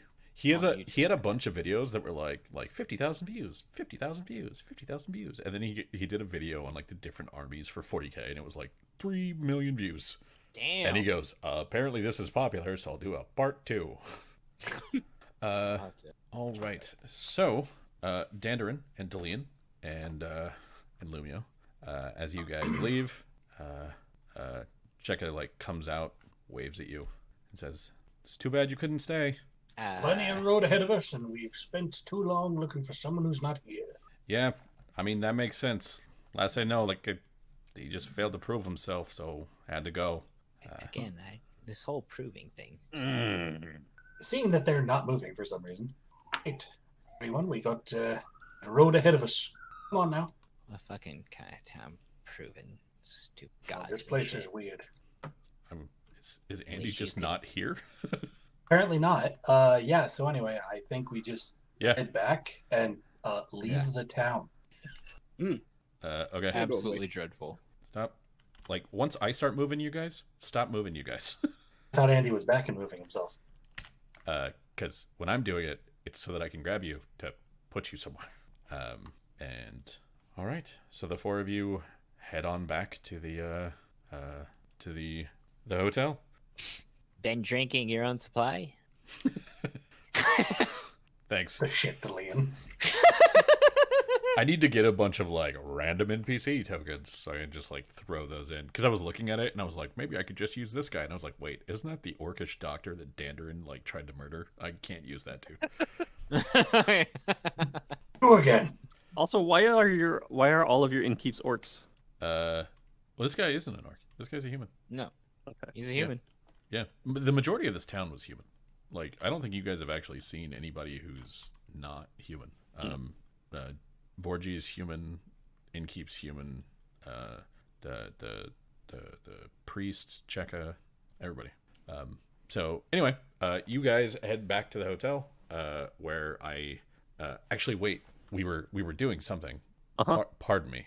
I will actually activate this one and go up to the second room again. Because we have spent 5 minutes doing things. Yeah, so they walked across town and spoke to somebody for a while, which took a little bit. You guys have been up here for all of 5 minutes so far. You did some meditation, and you were like, all right, so I found out everything. And Cherrun went, but you didn't do anything. I mean, yeah. That must be... I have to imagine that's what it's like when you're on a team with Jean Grey. And she sits down and she goes, all right, I know the answer. And Beast is just like, God damn it, I have a doctorate. I did some experiments and I found that, oh no, the chemical solution's right there. God, what am I here for? I like to think that Jean Grey is also just quicker on the draw than the Beast, so the solution actually came from his mind. And then... So here's the thing, and I'm definitely going to slip away from this game to talk comics for a second. There's a guy named Prodigy in the X-Men, and that was his power. His power was to have the skills, not the knowledge, but the skills that the people around him have. So, if he's around Wolverine, he's an amazing fighter. And if he's around Beast, he's this amazing chemist. And if he's around Gambit, I guess he can sort of speak English. Look, Gambit's useless, and people that like Gambit are wrong. But it was Gambit just... is edgy, and that's what people like. But yeah, that was his power. Is just I can have the skills of people nearby, and they were like, "Do you get the knowledge?" And he goes, "Nah, I have all of their skills without a lot of experience on how to apply them." So I don't know. It was neat. Anyway, back to game. Cherrun and Quintus. You've spent about 5 minutes meditating, and then you said, "Here's what I know," and then we jumped away. So what do you know? Yes. Well, so it turns out that Vorji is, in as far as this town has someone who can sort of rile the mob, he's the one who does it, and it seems like it's been sort of a hereditary familial thing, something that's been passed down from generation to generation. He is indeed very local and well entrenched in the town itself. There do appear to be either persons or groups that wish us ill will specifically, but I'm afraid I wasn't able to come up with much. Just sort of a feeling, sort of a sensation of wrong skin, and he'll explain the clean flesh and then ragged skin, and then clean flesh on the arms and ragged skin. I'm not sure what to make of that necessarily. It's possible ritual scarring, or they could not be human in the first place. There's always an option, but I'm just not sure. It's a clue, but unfortunately one that I can't make much of. The town does have some historical event called the Proving, which I mentioned. Again, just a terrible name. There's provings all over the place for all kinds of different things, and as I said, I don't think that has anything to do with the Cherrun wine, but the names are the same, so make of that what you will. But there's obviously, as you've identified, there's something going on here that's worth digging into. If nothing else, this town is an anthill, a powder keg, just waiting to get kicked, lit on fire. Whichever metaphor you feel most comfortable with. I'm not sure if Metaphor? Right. My apologies. Yes. I'd forgotten that you didn't have imagination. How best to say this? The townsfolk are easily angered and will rise up in a single group, a mob, against those that do so. It's not a good state to leave the town in. I did explore some options about potentially bringing in trade and using money as levers, but they don't seem to want anything from outside of the town itself, and are not very particularly interested in trade. This sense of inclusion seems to be very important to them, and perhaps there's something that we can use with that, but it certainly bears some more investigating. I think that those are at least some initial good leads to start with, and we can, based on that, is there anything that comes to mind that you might suggest or push one way or the other? Cherrun sits there and thinks for a moment, just processing the information. If what you say is true, I do not believe that we should linger long in this town. It would draw more attention than we need to properly investigate. But it being so close to New Seer... It is a legitimate problem. It is a legitimate problem, and one that Prince Orgev should likely be made aware of. Would you not agree? There's a possibility that the situation here is outside of our means to control or resolve. And if we identify that is the case, then absolutely we should go and bring the information to Orgev to see what other assistance he can provide. However, given what I have been told of your companions and the exploits that you appear to have undertaken, I doubt that a little bit of intrigue in a small village is necessarily outside of your scope. Additionally, these individuals are not, if the townsfolk here are not enamored with outsiders, it's unlikely that any poking that we do will necessarily make its way anywhere else. We might kick the ant's nest. Sorry. The imagination thing is going to trip me up for a little while. Yeah, he just looks confused at that statement. We might anger the mob by searching around, but ultimately this is a problem that must be sussed out before we leave. I understand you may be interested in getting back to whatever semblance of home you've been able to establish in New Seer, but we have a duty, and we should see to it. My immediate concern is not with New Seer, but this town has caused me great concern. I do believe that it is within our ability to handle, but again, all we have are leads and no solid evidence. That's all you should start with. That's the point of this thing. At a bare minimum, we have some items to look into. Certainly those the more social of us should touch base on this proving business and see what we can find. Taking some time to examine the townsfolk or get additional context into the scars, the something with the arms, whatever is going on there, I think is also important. Just a critical clue that might help figure out who means us directly harm. So him describing the scarring with the arms and Cherrun being versed in medicine, is it possible to get more context on that particular vision or that particular explanation? Hold on, checking your skills. No. Sorry. It's not a medical thing, so no. It's okay. Actually, give me a heal check. That would actually, yes, that would maybe make sense. Not great. Given what he has described to you, the extensive amount of it, this is someone who has either lived an exceptionally rough life, been in some very, very painful situations, or potentially was tortured. It could be any of those. Because he's describing almost like spiral patterns of scars and stuff like that. It doesn't really fit with like someone got hit with a sword. So rough life, torture, or Just exceptionally unlucky. which it's not likely to be the latter. From what you describe, these scars, it is either, from what I can tell and what I have seen, someone who has lived a very, very rough life, or one who has been through quite a bit of torture. So possibly a soldier or, I guess, a prisoner or something of that nature. It seems odd that a prisoner would wish us ill, so I'm inclined towards soldier. Still, that context is useful. Look, there's still things that we need to do out and about while we're here. If nothing else, talking to somebody in charge and identifying what we're going to do with these tigers, both so that we don't take liability for bringing them to the town itself, and also so that we can see if there's any authority that can be granted so that we can defend ourselves properly against them.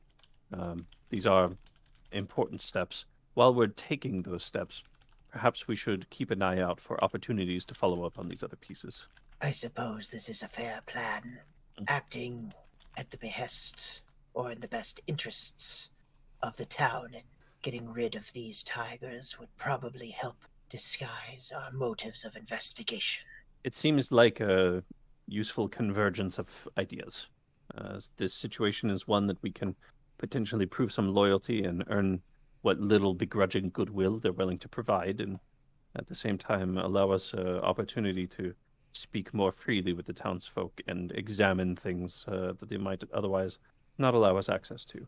If they have any goodwill to give to people like us. Well, at least between the two of us, I'm incredibly charming.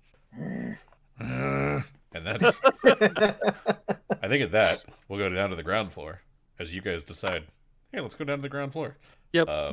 So yeah, you come down so that you know it's through this door right here, and it kind of like leads into some stairs back there. So, you guys come in, and as you're coming in, you see you see Dandarin and Lumio and Frisidna coming in. Were Will you back somewhat quickly? Well, we found the person we were looking for rather quickly. Well, technically speaking, we didn't find the person rather quickly, and we found out why rather quickly. Oh, sorry. I thought we were looking for Cheka, based on the description we were given. Echo was the one who was last seen with Gevin, and we were looking for Gevin. Yes. No one here knew Gevin, so we had to find him through Cheka. Yes. And we found Cheka very quickly, who was Yes. able to tell us that we missed Gevin on our way south, apparently, as he's returned north.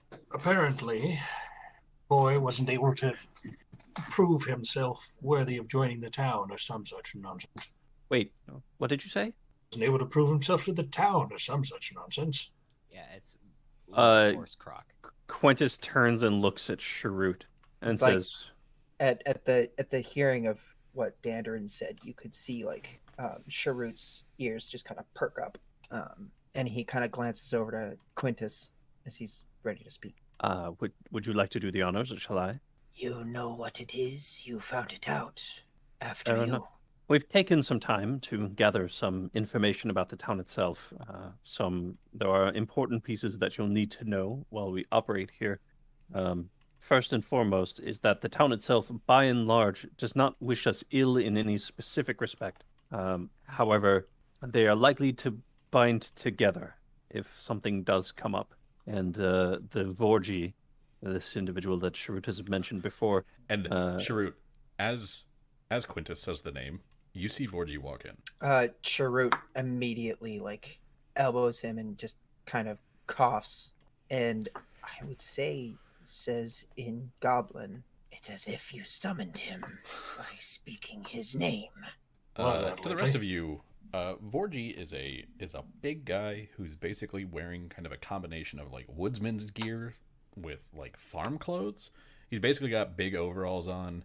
He's got a long sleeve shirt, and then he's got like a jacket over that. There's padding in various places that makes it look like this is slightly armored. and you see that at his side he has a very long, huge machete, and he also has a hat, which he takes off his head immediately upon entering the building. And, Quintus will frown and look at Cherrun. and he moves over to the innkeeper and just kind of like leans over the desk. The innkeeper stops what he's doing and like leans over, and they just kind of start whispering to each other. Right. Well, a fortuitous time to follow up on the other pieces that we were discussing, because we do owe this town a measure of consideration. Given that the tigers followed us from the north, I suppose that we should be meeting with the local townsfolk to determine if there's anything that we can do about that situation. It certainly wouldn't be prudent to leave that action to these farmers and their livestock. Certainly not to impact them in any untoward way. So Yes, especially when it's an item of so much attention. Yeah. Given wouldn't that want them losing their sheep. given that these are Brelish citizens, perhaps there's an individual here who might sanction or provide a measure of authority in dealing with this situation, or at least we can work together with them to make a plan to address and resolve the problem that we're running into at this stage. And as you're talking, like they're still whispering, but then you hear Vorji go, "Blessed dawn, no," and that's lucky enough. And then they kind of like look your way, and he realizes how loud he just was, and he leans forward to start whispering to the innkeeper again. As soon as he does that, Delean's gonna be like, "Ah, something interesting," and we'll try to listen in on that. Okay, go ahead and give me a perception check. Sure. And let me just check a certain thing, because this is definitely. I'm gonna spend a hero point on this. Get your +8 ahead of time. Yeah, because this is just what Delean does. He loves that shit. That's bad. That's a bad roll for that ahead of time. I know, and that's why I'm kind of glad that I did. Yeah. It could have been so much worse. Yeah. Okay, so I'm imagining that Delean's doing the thing where he's like, like looking at Quintus, but then just kind Yeah, of like he's just- leaning like hard up against this wall. Yeah, exactly. Okay. And then just kind of, yeah, exactly that. Okay. And so you come into the conversation when it's kind of like halfway done.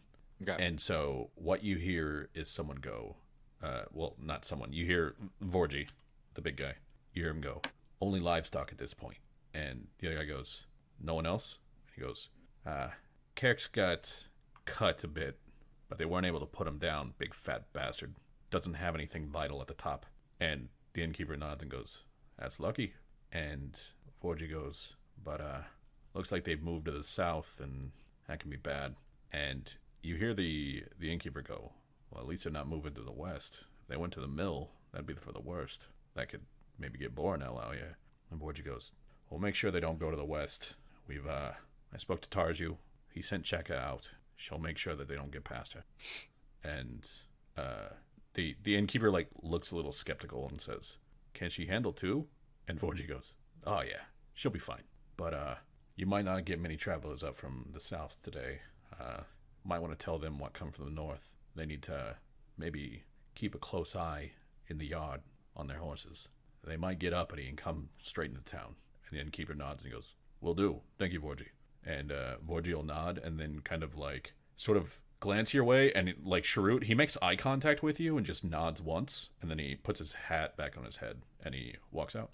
I think out of just like reflex, Cherrun would just kind of, or maybe mimicry. Yeah. Cherrun would nod back. Yeah, like one of those like, well, shit, it'd be rude not to. Maybe he'll be my friend. Just one of those things that he's like picked up on doing. Yeah. And Delean, that's what you heard. That's where you sort of like, you know that there was probably half that conversation before you started listening in. Yeah, but I think I got well enough. And then with that, Delean is just gonna like continue listening in on what Quintus has to say. Okay. Quintus actually, as Vorji's walking out, like kind of dodges around Cherrun and between Lumio and Dandarin, and he says, Vorji, sir." He's like out the door. So if you're going Then- after him, you're like catching up to him when he's on the patio. Yeah, Quintus runs outside. Okay. And he goes, I don't know you, so how do you know my name? Well, I've been speaking to Shrewd. Ah. It Yeah. seems to me that Charlotte's an alright type, I guess, for one of his.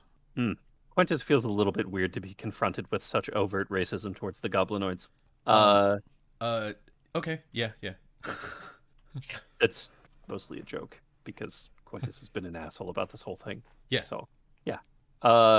Quintus he nods and furrows his brow briefly, and he says, "As we've been assessing the situation here, it's this problem with the tigers is not one that sits well with me, nor I think my companions. We realize that you're well enough able to take care of your own under many circumstances, but this is perhaps a bit too far.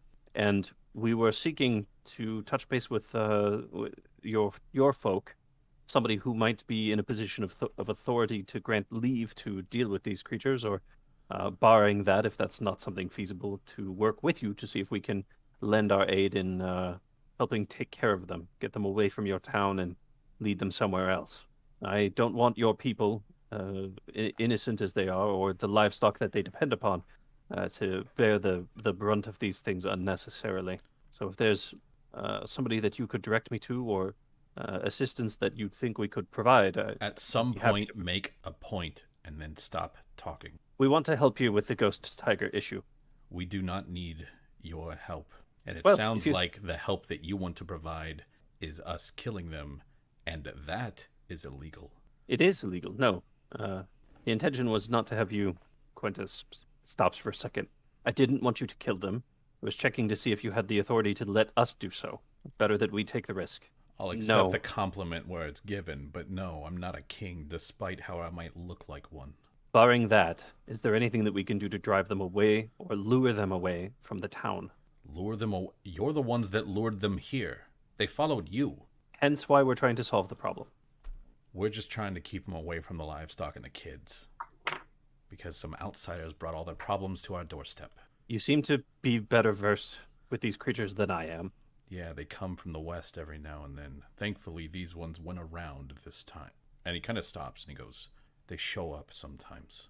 How can we move them further away so that your livestock and children are not in danger?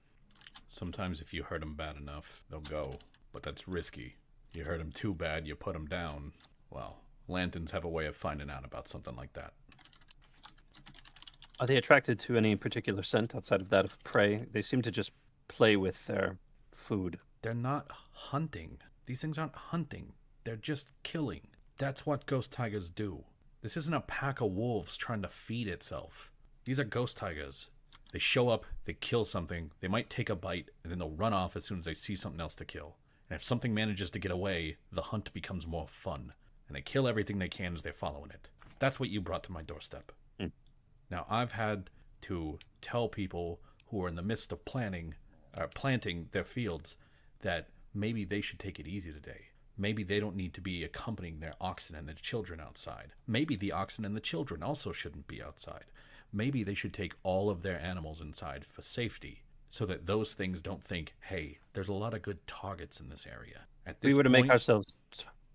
At this point, they're to the south of the city, but they're roving. Hopefully they start roving east. If we make ourselves targets and draw them in that direction, how far would be preferable for you?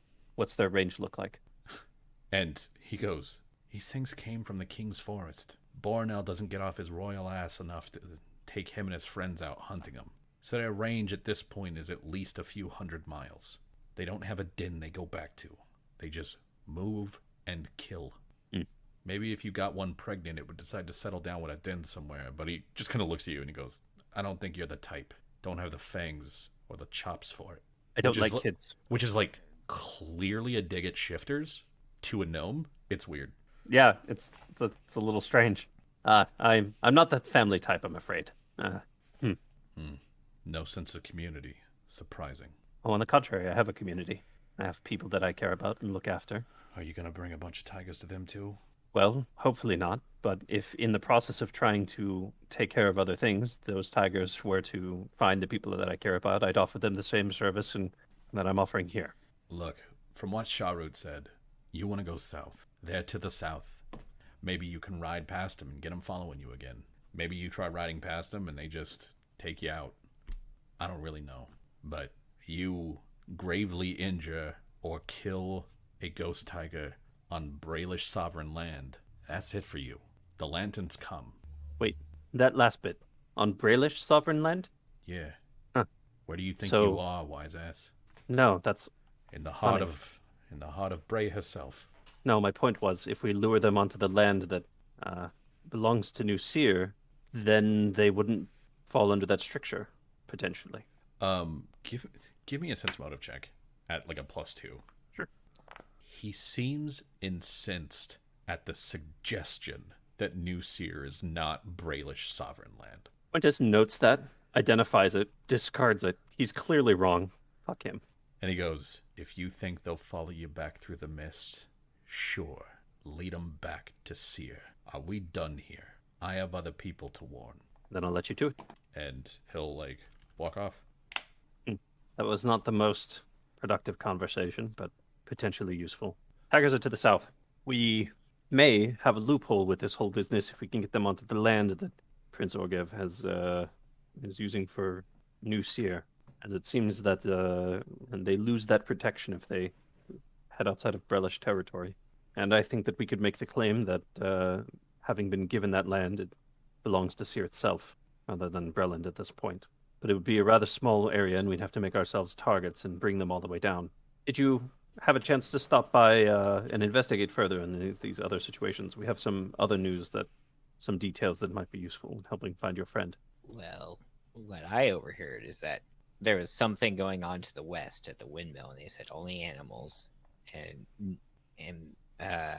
they sent out whatever her name was to go deal with something out in the west by the windmill, and they said make sure nobody goes out that way against and this chick was going against two of them, and so if there's I'm gonna just get a little close here. I just if somebody says and Delian's like whispering this, like just making sure to be like, because the bartender's right there. Yeah. And Delian's not an idiot. Yeah. And like he's occasionally walking through this group too, because he's like, oh nope, doop. Yeah, and at that point Delian will be like, and that's when the horseradish really kicked in, and stuff like that. And so No horseradish could do that. That's amazing. And so when somebody says don't go to some place, it immediately tells me there's something up in that place and I need to check it out. So there's a place to the west at a windmill, apparently, or a mill that might be of note. But that's all I got. Well, I discussed the situation with Vordry, hoping that we might find some kind of solution where we work together, and he seems unwilling or uninterested in that process by and large. Don't feel excellent about leaving those tigers where they can continue to do harm, but if they are to the south, perhaps we can have time for a bit of a foray to collect further information. And then leaning into pulling Dander and Lumio and Delian into like a huddle. He's like, while we're around, look for something about the Proving. It seems to be a historical event of some significance here, and certainly a topic worth investigating, perhaps discreetly. Well, I'll have you know that during our conversation with this little priest here, he kept saying he didn't prove himself, and I asked him about it, and it just didn't fit in with the community, couldn't join with the town, and I thought that was very strange because I've been to several towns and I fit right in. I didn't have to prove jack shit. It's true. He is like a chameleon. Everybody loves Delian. It's very easy to love me. Sharut disagree. Well, There's an exception to every rule, Sharut. perhaps there's reason to revisit this priest, but also we should head to this mill. Without who is this individual that you were searching for? You said your friend has gone, but that somebody else that you'd met up with was of some importance. His name was Gever, and well, for the life of me, I can't remember the lady's name that he was supposed to meet up with, but dropped everything, sold his armor apparently. Anybody want to help me out here? I'm kind of struggling. Something I do want to note is that, as we saw from the party heading north on the road, I don't think that anybody with any sense of the road itself would be traveling alone and without armor. Even No, that absolutely not. representative had 2 knights with him. Like the whole thing does it stinks to high heaven. Absolutely. I think they robbed him and kicked him out.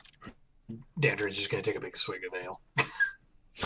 As a last note, something that I do want to warn you about, and at this point, like, he'll chin lift it for Sidna. Just this includes you too. There is some sort of party, some group or individual here who does wish us directly ill. And in talking with Cherrun, the markings, the identifier that we were able to at least parse as much as we could is curling, swooping scars along the arms. If you see anyone like that, any sign of an individual who bears that mark, be careful.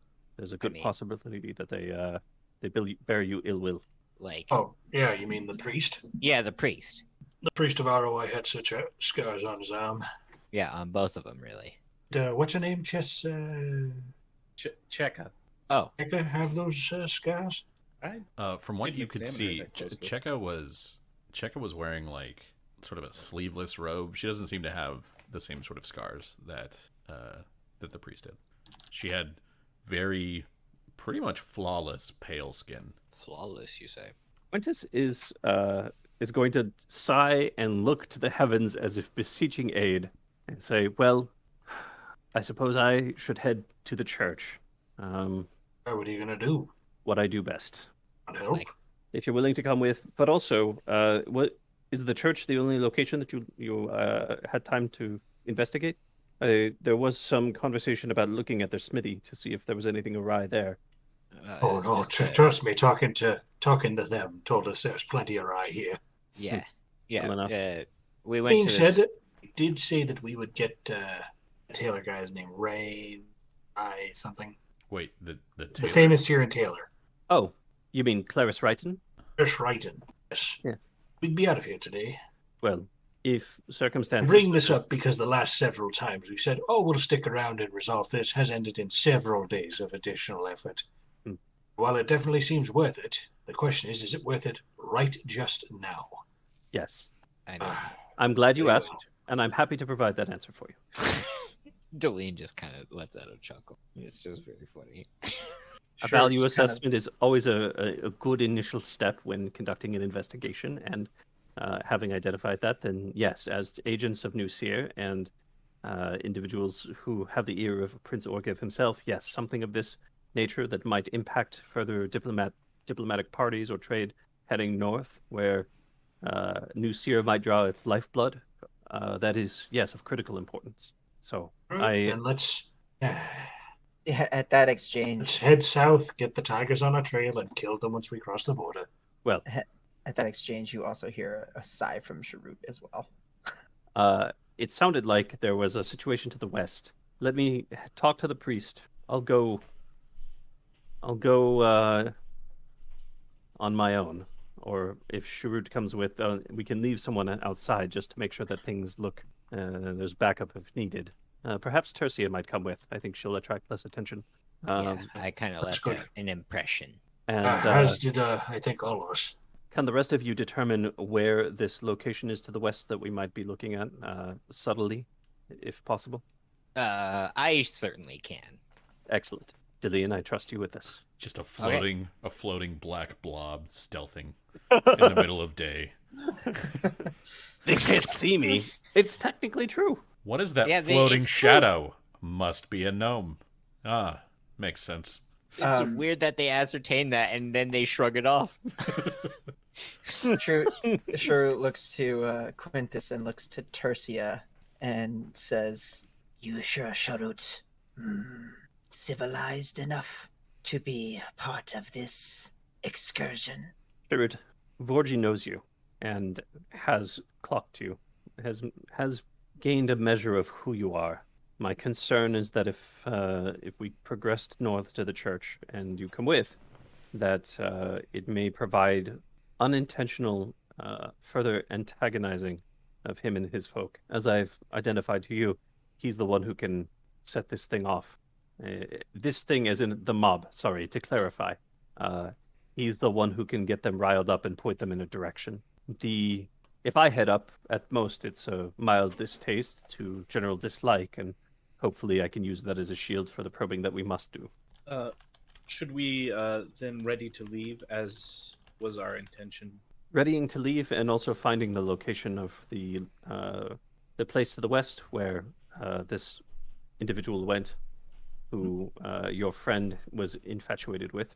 I think visiting that first, and then heading south and attempting to gather the attention of the tigers would be prudent. Yes. We shall prepare to meet you with the wagon at the south end of town while the other investigation is under. Okay. So Yep. it sounds like everybody but Quintus is. Sorry, just to make sure that I have the groups right. So like Quintus is going to the church, and then who is he going alone? That's what it sounded like. He wants to go with Tercia and Cherrun, if I got that breakdown right. Sounds correct. Cherrun was just kind of sorry, go ahead. Cherrun was just kind of flinging him some shade. That's fine. Do you know the tenets of the faith here? What? Which faith? Arwal? Arwal? ROI. That's ROI. Yes, she's one of Yes. the sovereign host. very good. Yes. Just to prepare you, if you are aware of their tenets, then that is the place that they have dedicated to her. Personally, my affinities lie more in the direction of Colcoran, but ROI is familiar to me. Yes. When we were there, he had freshly butchered a calf in the middle of the sanctuary with no attendees, which we thought odd. Fucking gross, more like. Is that odd? Yes. So the thing is that it's spring. It's the beginning of the third month of the year, I believe. It's not. Sorry, beginning of the fourth month. They're still planting. It's probably not that odd to have a sacrifice and ask for like a good harvest or something like that. Fair enough. It's maybe you would do it when there's more people around, but you could just as easily do it alone. Like that's pretty much all you can get without, like, your character does not have any knowledge religion, so that's about all you could get. Is like, it's spring. This is a god of fertility and growth and crops. A sacrifice in spring makes sense. Yeah. No, that's entirely fair. Quintus just kind of like mutters, "It's so rustic," under his voice, under his breath, and then shrugs. Okay, so it seems like the top four, these guys, are going to try to find what's off to the west, and these four are going to go back to the church, or these three are going to go back to the church. It seems to be. Okay. Well, if that's the case, then I'm gonna start with the church group. Yeah. Seems smarter. And I will go to. Why would the church be at the top in the list of scenes that I had just accessed? Sure, that would make sense, but do we need it? No. No, apparently you've since deleted it. Surely they wouldn't go back to there. Yeah. So activate. And you should. Those who are here should be able to see. Correct. Okay. Yep. And indeed. Sharut, would you mind taking a look at the outbuildings here while I approach what is very clearly this church? And exactly Shout where out am to I boss. supposed to go? Because I'm not exactly a very devout person, and I think rustic people are gross. So, Thirsty.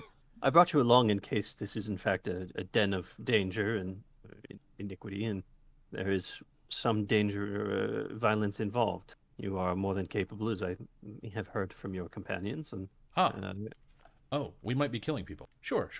yes, And you see her, yeah. she kind of like takes this scarf that she wears over her cape and sort of like rolls it down her arm.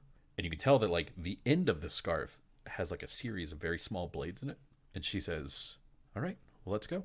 Excellent. While they're going into the church, Cherrun will do the stealthy bits. Okay. I will get to churchy things here in a second. Cherrun, what would you like to stealthy bit? You want me to roll the stealthy bit first, or I want to know what you're doing before I tell you to roll this thing. he's gonna go in this direction since he hasn't seen Okay. what's in here, and he's gonna peer through the window Just kind of. Okay. Good idea. Give me a stealth check, and then give me a perception check. There's your stealth. Sounds good. There's your perception. Okay, so yeah, you are one with the shadows. You basically like skitter from like the base of this tree, and then you kind of like, we're gonna go over to the base of this tree, and then we're in the shadows over here, and then we're over here, and you're kind of like lifting yourself up to the base of the window so that you can peer in because you're a little bitty guy. And what you see in here looks to be a dining room. You see a dining room sort of slash kitchen. There's some herbs kind of hanging on the wall over here. You see one child. It looks like a boy that's about your size, but definitely nowhere near your age. Kind of a light-skinned human male with sort of dirty blonde hair, just kind of noshing on something. It looks like he's kind of alternating between eating some meat and eating some carrots, and eating some meat and eating some carrots. And there's a pot of something just kind of bubbling on the stove. That's pretty much what you see. It looks like a kitchen. Okay. He is going to move on and check out this window. Dope. Give me a second here. I need to roll some things. I'm checking for the exact dice, by the way. That's why so many at once. You don't just take 56 damage. Though, if you do want to take 56 damage, I'll let you have a hero point. Well, I'll take the 56 damage, and Guy Shrewd's dead. I mean, like, you could take 56 damage and guarantee yourself in a position in the new goblin. Oh, wait, you're dead. I'm going to take the 56 damage. I'm going to take that hero point. I'm going to use that hero point to buy off the 56 damage. I didn't take that damage. I'll take my position in the goblin empire now. All right. So, Cherrun, give me another perception check as you're kind of like peering into the room. Perception. There we go. All right. So, this does look to be some sort of school. You see a bunch of little desks. There are 10 desks in total, and it looks like about 5 of them currently have kids sitting at the desks. And the kids are not like all the same age. The kids all look to be humans. They all look to be humans who have fairly light skin, and most of them have that kind of like ruddy, sort of tanned skin, and then very, very, very blonde hair that suggests that these are kids that spend almost all of their time that's not in this building outside. There is a man standing over here at this slate board behind him, and it looks like he's going over sort of basic arithmetic. But given that the kids are different ages, you see that there's a couple right here, and right here that are actually watching him, and then this one is just kind of like writing and sort of doing her own thing. And then there's another girl who's sitting right here at this desk, who doesn't seem to have noticed you yet as you're looking around. But yes, this very much looks like a classroom. It's a little bit different from sort of a Dakani classroom, because those are usually more circular or more of like a horseshoe shape, not just everybody looking directly at somebody. But it's a classroom. We also don't have these silly instruments. We have drums. Yeah, you wouldn't teach people how to like play an instrument unless that instrument served a purpose. And usually if you taught them how to play an instrument, it would be actual big ass loud drums, not a fucking glockenspiel or whatever this is. What the fuck is this? Why is It's a xylophone Why is there a multicolored rainbow xylophone in my fantasy game? next to your blocks. I don't know. Next to the blocks and what is apparently a Matryoshka doll? It's for learning. What is this school teaching? I didn't know. We had to put props in the corners. Yeah, so that's pretty much what you see so far as the 2 big rooms here on the first floor. This does have a bit of a second floor, not so much over this, but over this. Okay. But first floor wise, it looks to be, for the most part, a kitchen and a school. What does the man look like? The man is Cherrun's experience with humans is that not that they all look the same, but that like as they tend towards certain ages, they tend to take on kind of the same traits. And this one has definitely taken on the ages of somebody who's like around 55, 60.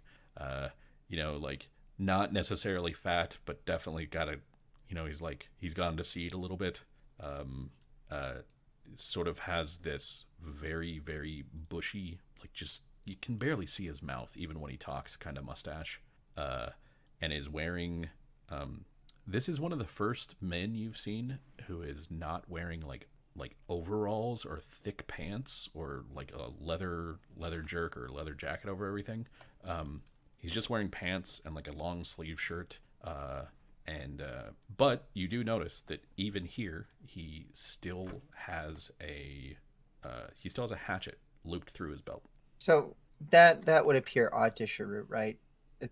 For like a group of humans, for the teacher to have that kind of hatchet looped through their belt. Yeah, so like for goblins, of course he's armed.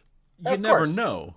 But for humans, they don't have that kind No. of foresight. Not in a school. Yeah, They're not that, of course They're not. not that forward thinking. No. Of What, course you want not. to teach your kids how to be useful and arm themselves? No, humans don't do that.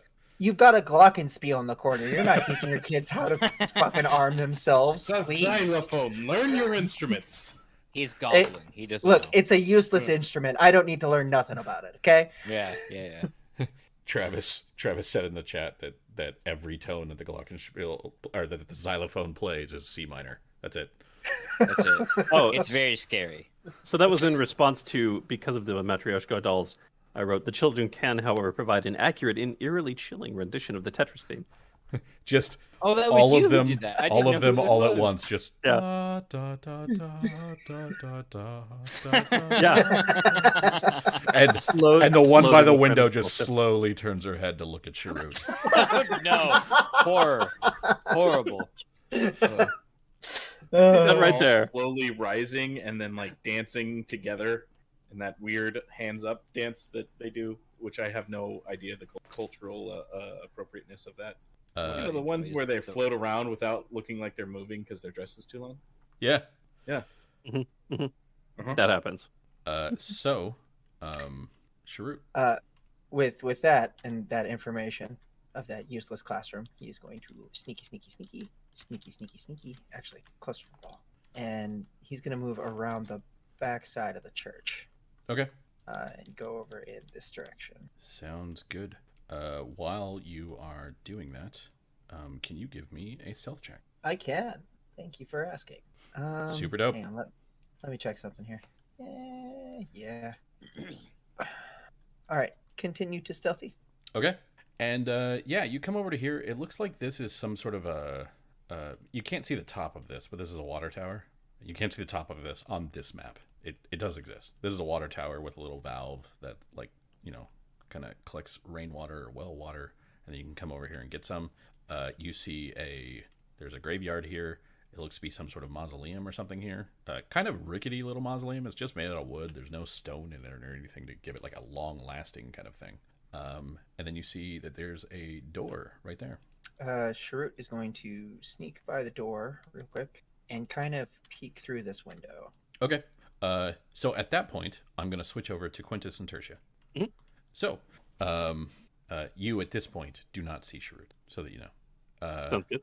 So, Quintus, you come in and you see this priest. I've actually loaded in his art, so I can show it. Show players. There you go. Neat. Wearing a pretty plain, kind of drab little homespun gray robe that hides essentially everything except for his hands and his face. He is currently, what you see is he's working with sort of a pulley system to lower down what looks to be a bled calf, and there's this big basin of blood that's kind of like off to the side, and he's just lowering it down onto little more than a sheet that's on top of the carpet.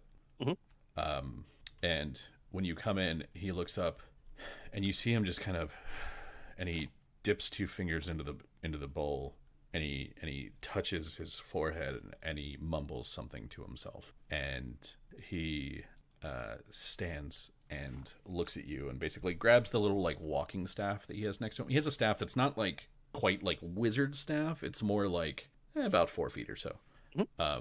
And he stands there holding that and says, "Hello, how can I help you?" Well, I had heard that there was a temple to Arawai. I was wondering if you had included any of the other sovereign host amongst your devotions. Not me so much. I've made my choice, but Of course.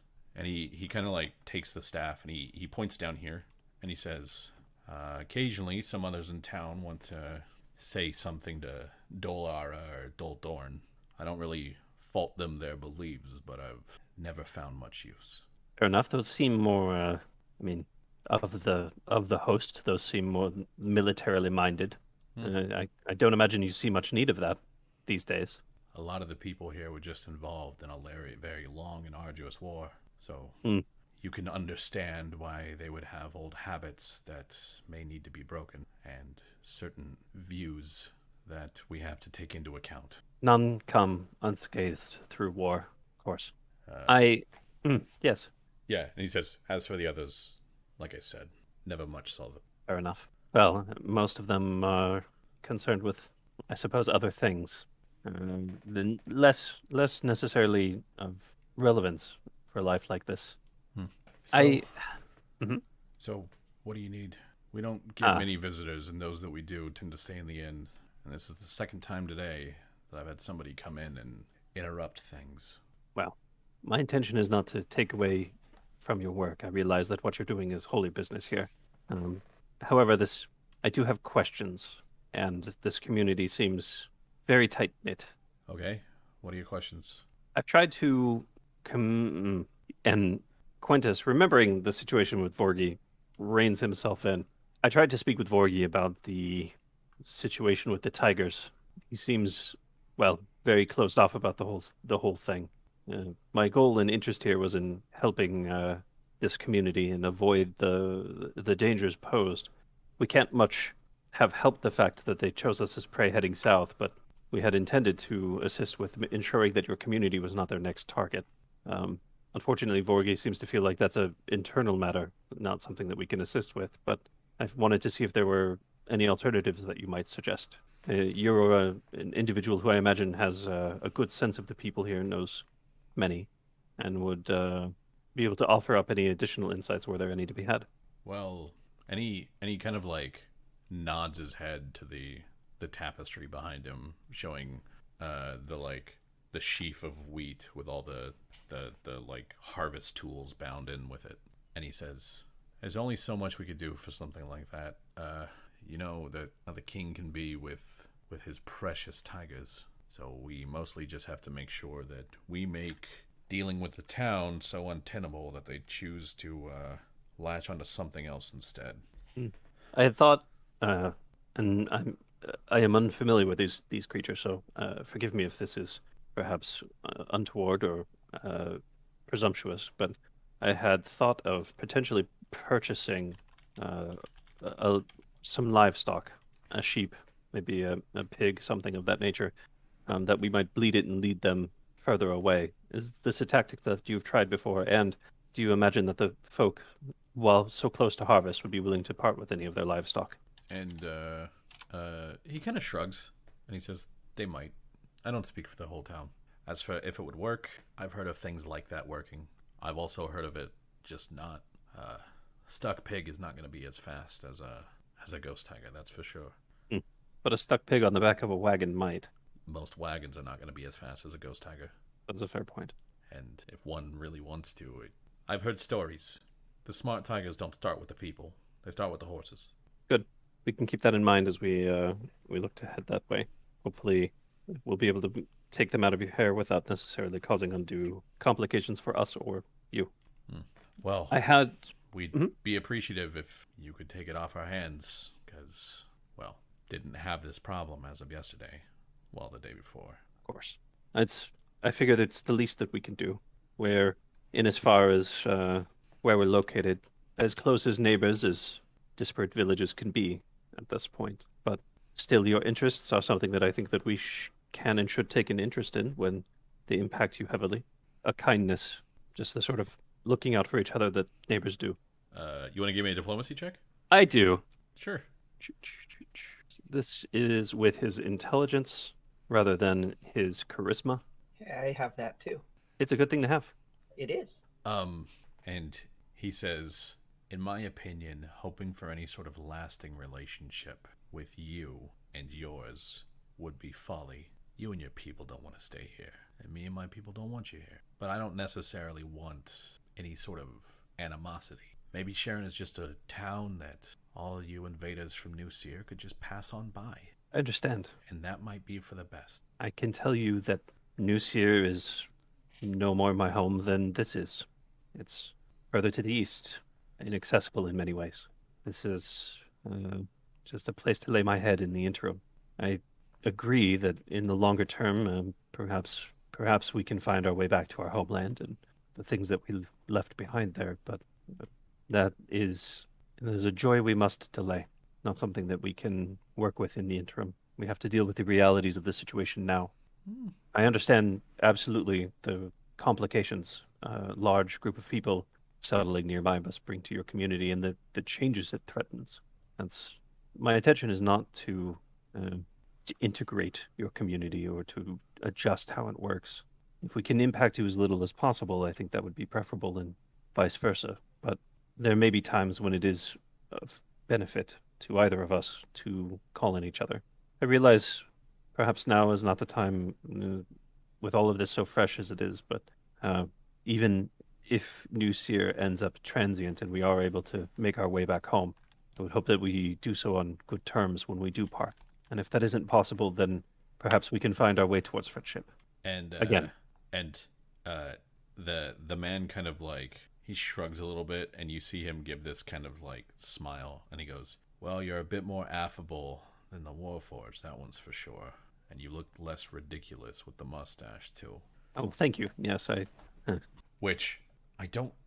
You actually, Quintus would know that he's speaking of like Cogsworth, Orgeb's Warforged aide. Yeah, because his Warforged aide has like fake facial hair that he changes from day to day. That's curious because Cogsworth should be fairly affable. He is, but he's also a monster bred for war. That's true. That's 100% accurate. Hey, right here. Wow. Look, an affable monster bred for war. Okay? Yeah. He's a nice guy. He's just a murder machine. Okay. Like all of their kind. And hey. And by all of their kind, he means all of your kind. Yeah. Hold on. I don't feel like this is gonna be a good day for Lumia. And he goes, maybe next time when you and your group decide to tromp into someone's town and, well, go investigating things, making things awkward, heading to a church that's in the middle of a rite, they should send you and the quiet one instead of who they sent. And then, Justin, can you give me a perception check? Absolutely. Maybe. Okay, somehow, Cherrun, nobody notices you.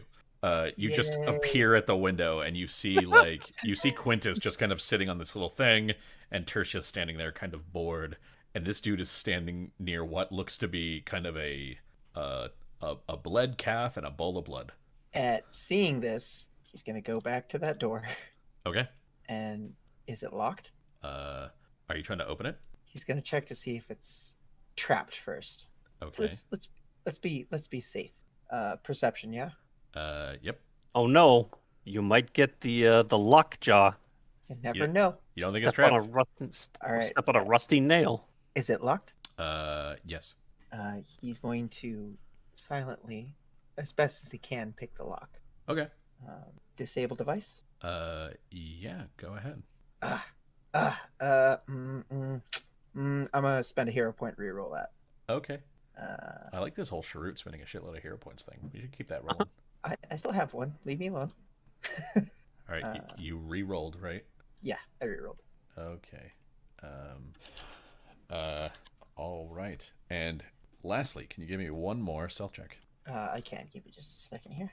Just making an edit to my Mythweaver. Mythweaver. The Mythweaver. Okay. So yeah, you open this door, and from what you can see, it looks to be sort of a rectory slash bedroom. Uh, like there's clearly a bed with like a chest of drawers, and you see a bookshelf, you see a desk, you see a wardrobe. You also see like a uh, a table right here that looks like it seats multiple people, and it has some things on top of it. Like you see some scrolls, candles, and yeah, like you can see all that basically from the door. Just because I can click on you and see what you see from the door. Is there anything on? Is there like a journal or something on that desk? I mean, you see some books and some papers along with some books and some papers along with some candles. Okay, he's gonna move over here. Okay. And try and check out one of these scrolls, and then try and rewrap it and put it back without. Well, he's gonna check out one of the scrolls. Okay. Are you just like reading through it? Yeah. All right. You find a scroll that's little more than a collection of basically headlines from nearby cities. It's things like roads and buildings are being worked on in New Seer. You get something about a grand hunt for what is said to be a red Tribex going on to the east of Jacker's Neck. There's various things about Starlasker. The majority of them are about Starlasker. So it's like a new group in Starlasker has attacked Dosk. You hear something about House Thrashk apparently finding a dig in the city. There's something about some sort of deal for a lightning rail being signed in Starlasker with, it says like details to follow. There's something about in Rowit, they're tracking the location of various like ambassadors or that kind of thing, where they'll say like ambassador from Karnath has arrived in Rowit, ambassador from New Seer has arrived in Rowit, ambassador from Brayland and entourage have left Rowit for Karnath. Rowit. Rowit is the capital of Brayland. Oh, okay. Some people pronounce it Rote. I always pronounced it Rote, but I also never said it out loud. Like I mentally pronounce it as Rote. Keith pronounces it as Rowit, so I pronounce it as Rowit. He also pronounces Seer as Siri, and I fucking hate that, so it's Seer. Way to stay consistent. Yes. All right, continue. I made my choice. So that's what you see. That's what you see. It's just headlines. It's people going. It's not. How can I put it? It's not tabloids. It's just headlines of this is happening. This person is here. This person's not here. This person is here. They're doing this in this town. They're doing this in this town. Okay, he's gonna.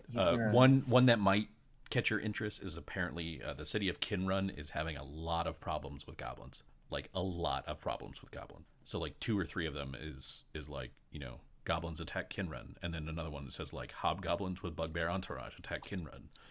And then it's bugbears mounted on direwolves attack Cherrun. Okay. Or it'll not necessarily the city, but it'll be like Cherrun patrols. There you go. Attack Patrols, Cherrun outskirts. Yeah, that sort of thing. Okay. He's gonna.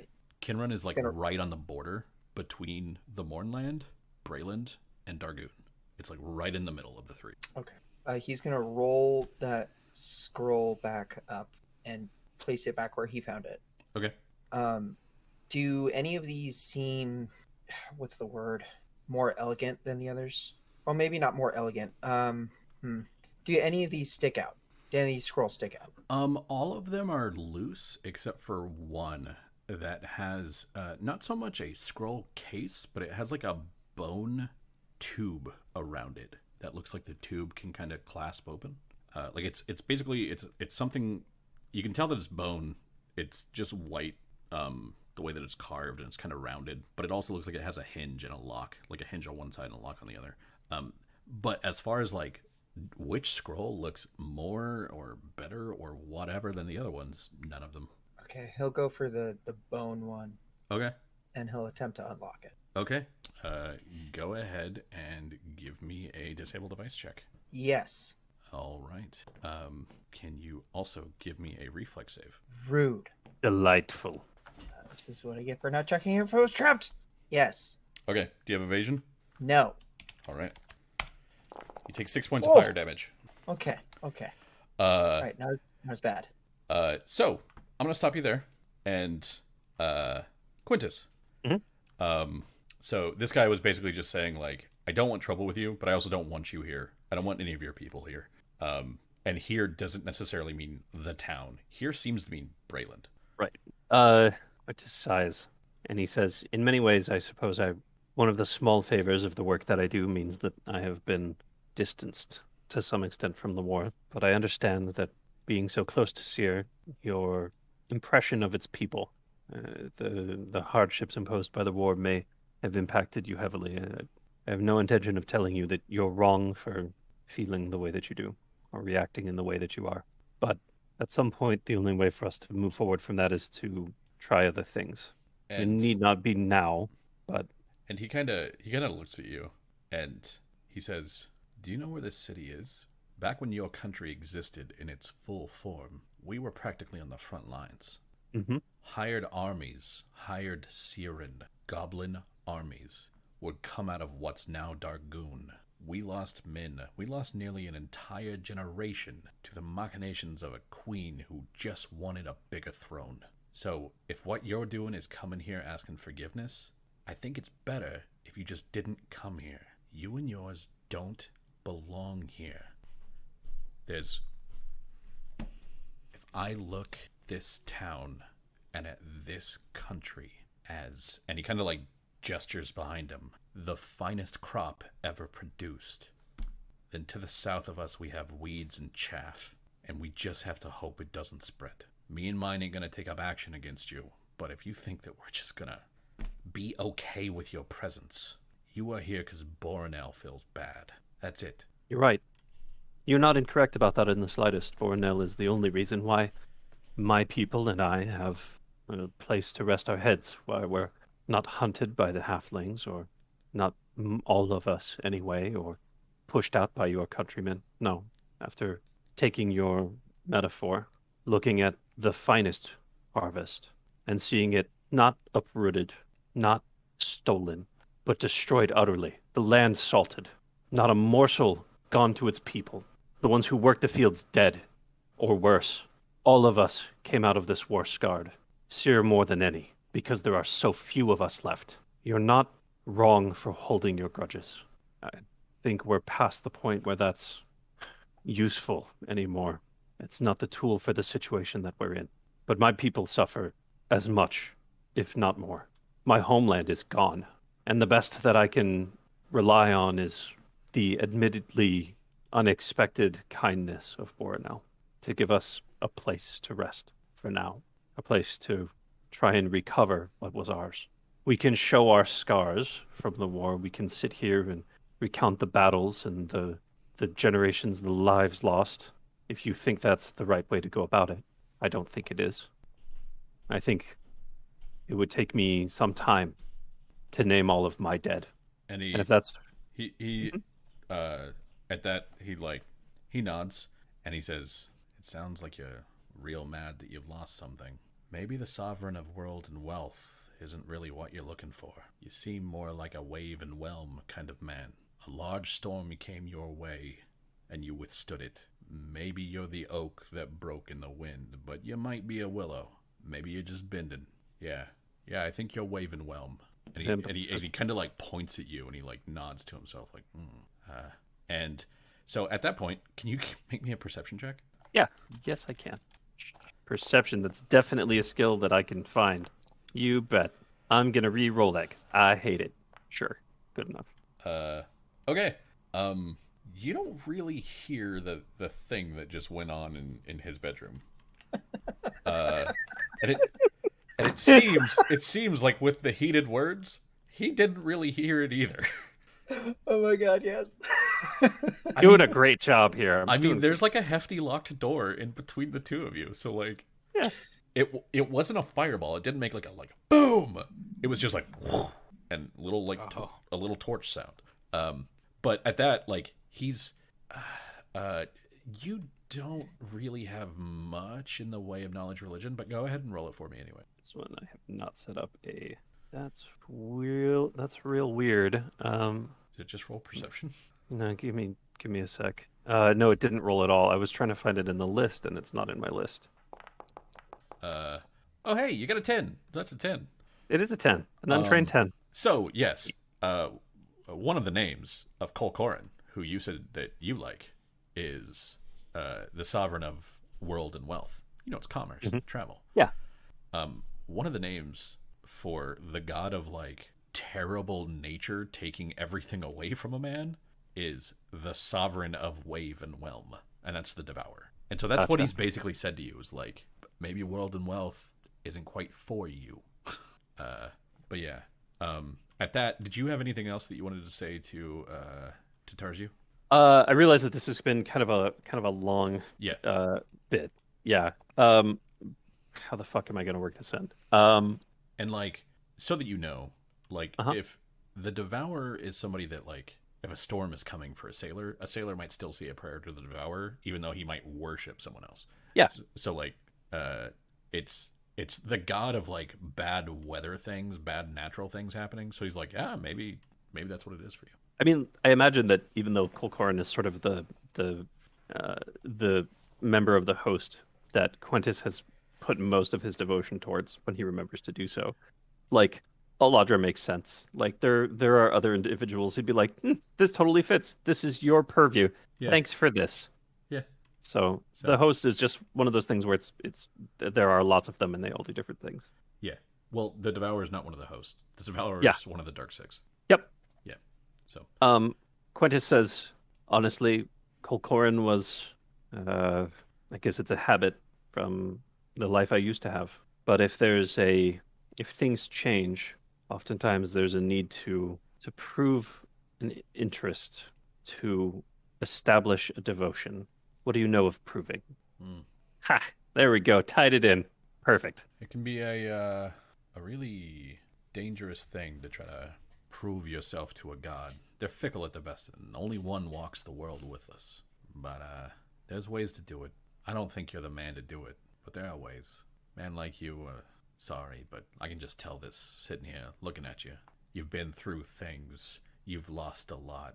But on the whole, you're soft. You wouldn't prove yourself. You would just end up hobbling away, if that. Sometimes it's the situation, the event, that forges that steel.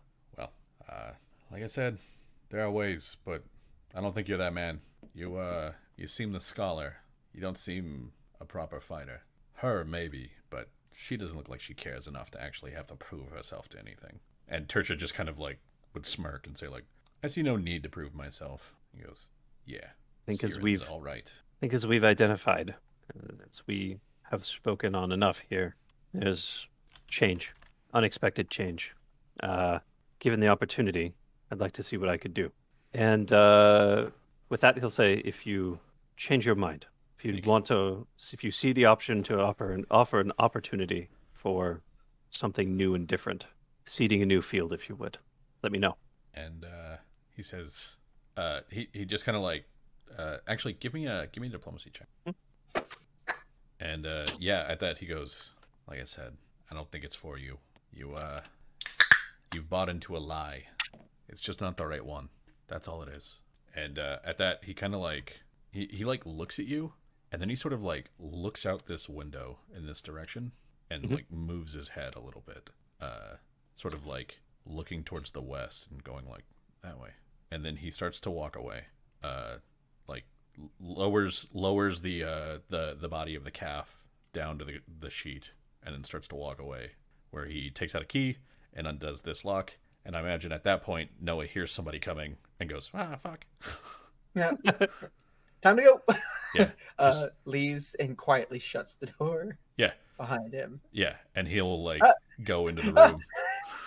He'll go into the room just as Noah leaves. And then I will real quick hop over here and grab these four. And 1 second here. It's deciding whether or not it wants to load the map. All right. So just to clarify, did I take that scroll case with me? No, it destroyed itself. Ah, okay, cool.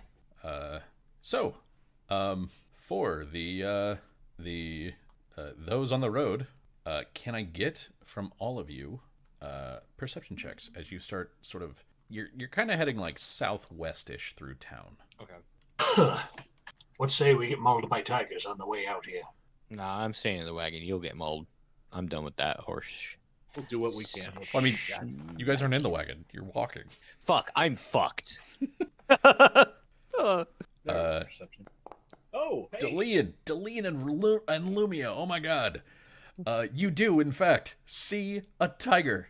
Don't you fuck with me here. It's right here. And what you see it do is basically run out of the grass and run at this woman. This sort of like 5'8" kind of lithe, white-haired, white-skinned, not like Caucasian white, but like almost ivory, very, very pale, sort of white-skinned woman, and it leaps at her, and she kind of catches it, like she just sort of like grabs it as its claws are coming down. Okay. And Lumio and Delian, like Dandarin is, I guess, like checking out his armor or something, like buffing. He has his big ass tower shield up just in case, attacks can come from any direction. Yeah, this one might of come from the course. front. And she stops this thing and then kind of takes it down to the ground. And you hear this kind of confused, like, and then It's you that see her cannibal strength. haul off and kick it real hard once. And it makes kind of this, and then she moves to the other side of it and kicks it again, and it runs off this way. So we see this. You Is see it this. Somebody we know? It looks like it's Cheka. Okay. So I just wanted to be sure instead of it. I guess Gunnar if it was shares the anybody image again. else. Oh, Yeah. do you wanna if see it the was anybody image? else, Check it'd be it just that drunk fool. Yeah, it looks like it's this person. This person's the one who did it. Could you like humor me just for a second? Yeah, if it's real quick. easy to do. Yeah. Could you give me drunk Mo, like the bartender that you I knew, actually like- don't have that picture saved in here. Ah, bummer. Yeah. All right, no worries. Hold on. I will see. I just want to see, like, I've not seen him magnified to the extent of these other pictures. I just want to see the stupid look on his face. Okay, hold on. I'll see what I can do. Okay. If not, no worries. That's what I can do. That's as big as I can do. Oh, see, it doesn't happen to me. Maybe it's on stream. Oh, he's to our south. Oh, he's to our south. Okay. Hey, Big Mo. Oh, Yeah. Are you not no. seeing this? Oh, no, that's honestly, that's not too bad. We said we didn't want you around here, none, and I had to go guide you to get you out. What's so funny is if it's in World, we just saw this chick pull up a tiger and like onto the ground, kick it twice, it runs off, and then Giant Joe Schmo No, just like, it's not "Hey, in World. guys." It's not in World. I know it's You not, asked to see but a if thing. it- How it would be dare so you funny if it impugn was. the sanctity of my game? Oh shit! The bad. sanctity. yes, you're the ones impugning. So anyway, Okay. yeah, that's what you saw. You saw the tiger sort of run out. It looks like she caught it. She kind of puts it down on the ground. She kicks it real hard, and then she gets on the other side of it and kicks it again, and it runs off sort of towards the southeast. This area down here would be like westish. So north is not the top of this map. North is the left of this map. Kind of makes me feel like, oh, Dandarin, the weird lady just kicked a ghost tiger's ass. Which kind of makes me think like this is all kind of, we're overthinking this whole thing, looking like we're trying to fish for something. Like she's some kind of monster in disguise. No, she's like for She's real, clearly a monster in disguise. clearly, but maybe the rest of the town isn't. Well, maybe. And that priest is definitely. It could just be a handful of them. You're right. Like I'm not saying we don't. Maybe we just don't burn the whole town down. I mean, at this point, we've confirmed the tigers are here, but they apparently have the means of dealing with And I don't And know. out more information on what that business is. It'll be very difficult for us to handle this conferring a bit more and confirming. Yeah, you know the whole thing that Curiosity killed the cat. That old chestnut. Oh yes, but unfortunately that continues with Satisfaction brought it back. Yeah, well, it says, but the gnome continued to pry. So I still want to go. And yet he persisted. Oh, Danderin's just gonna. All right. Okay. Yeah, and you can move down to her if you'd like. And she's just kind of standing there, like just waiting. God, it's just like, have you guys seen the movie Midsummer? No, but I've heard about it. I've heard about it. Save yourself. Don't. But I think my game just shit itself. Is Foundry Oh, here no. for you guys? Really? Like I'm still able to move around and shit. I'm gonna have to close it and reopen it. Sorry. All right. Alright. No, it's all good. So if you want to know, like, this town here, if you want to know how it is in a movie, watch Midsummer. Yeah. If you want to spare yourself, don't. No, that makes sense. Mm-hmm. I watched it. It was bad. I did not enjoy it. Some might. Not me. All right. I have loaded back into the game. Everybody will probably need to refresh. Welcome to the podcast where Travis shares his bad movie recommendations. The Well, movie that I bad hated movies. most was Midsummer. It's like bad movies, bad beer, bad soup. Bad soup. Campbell's.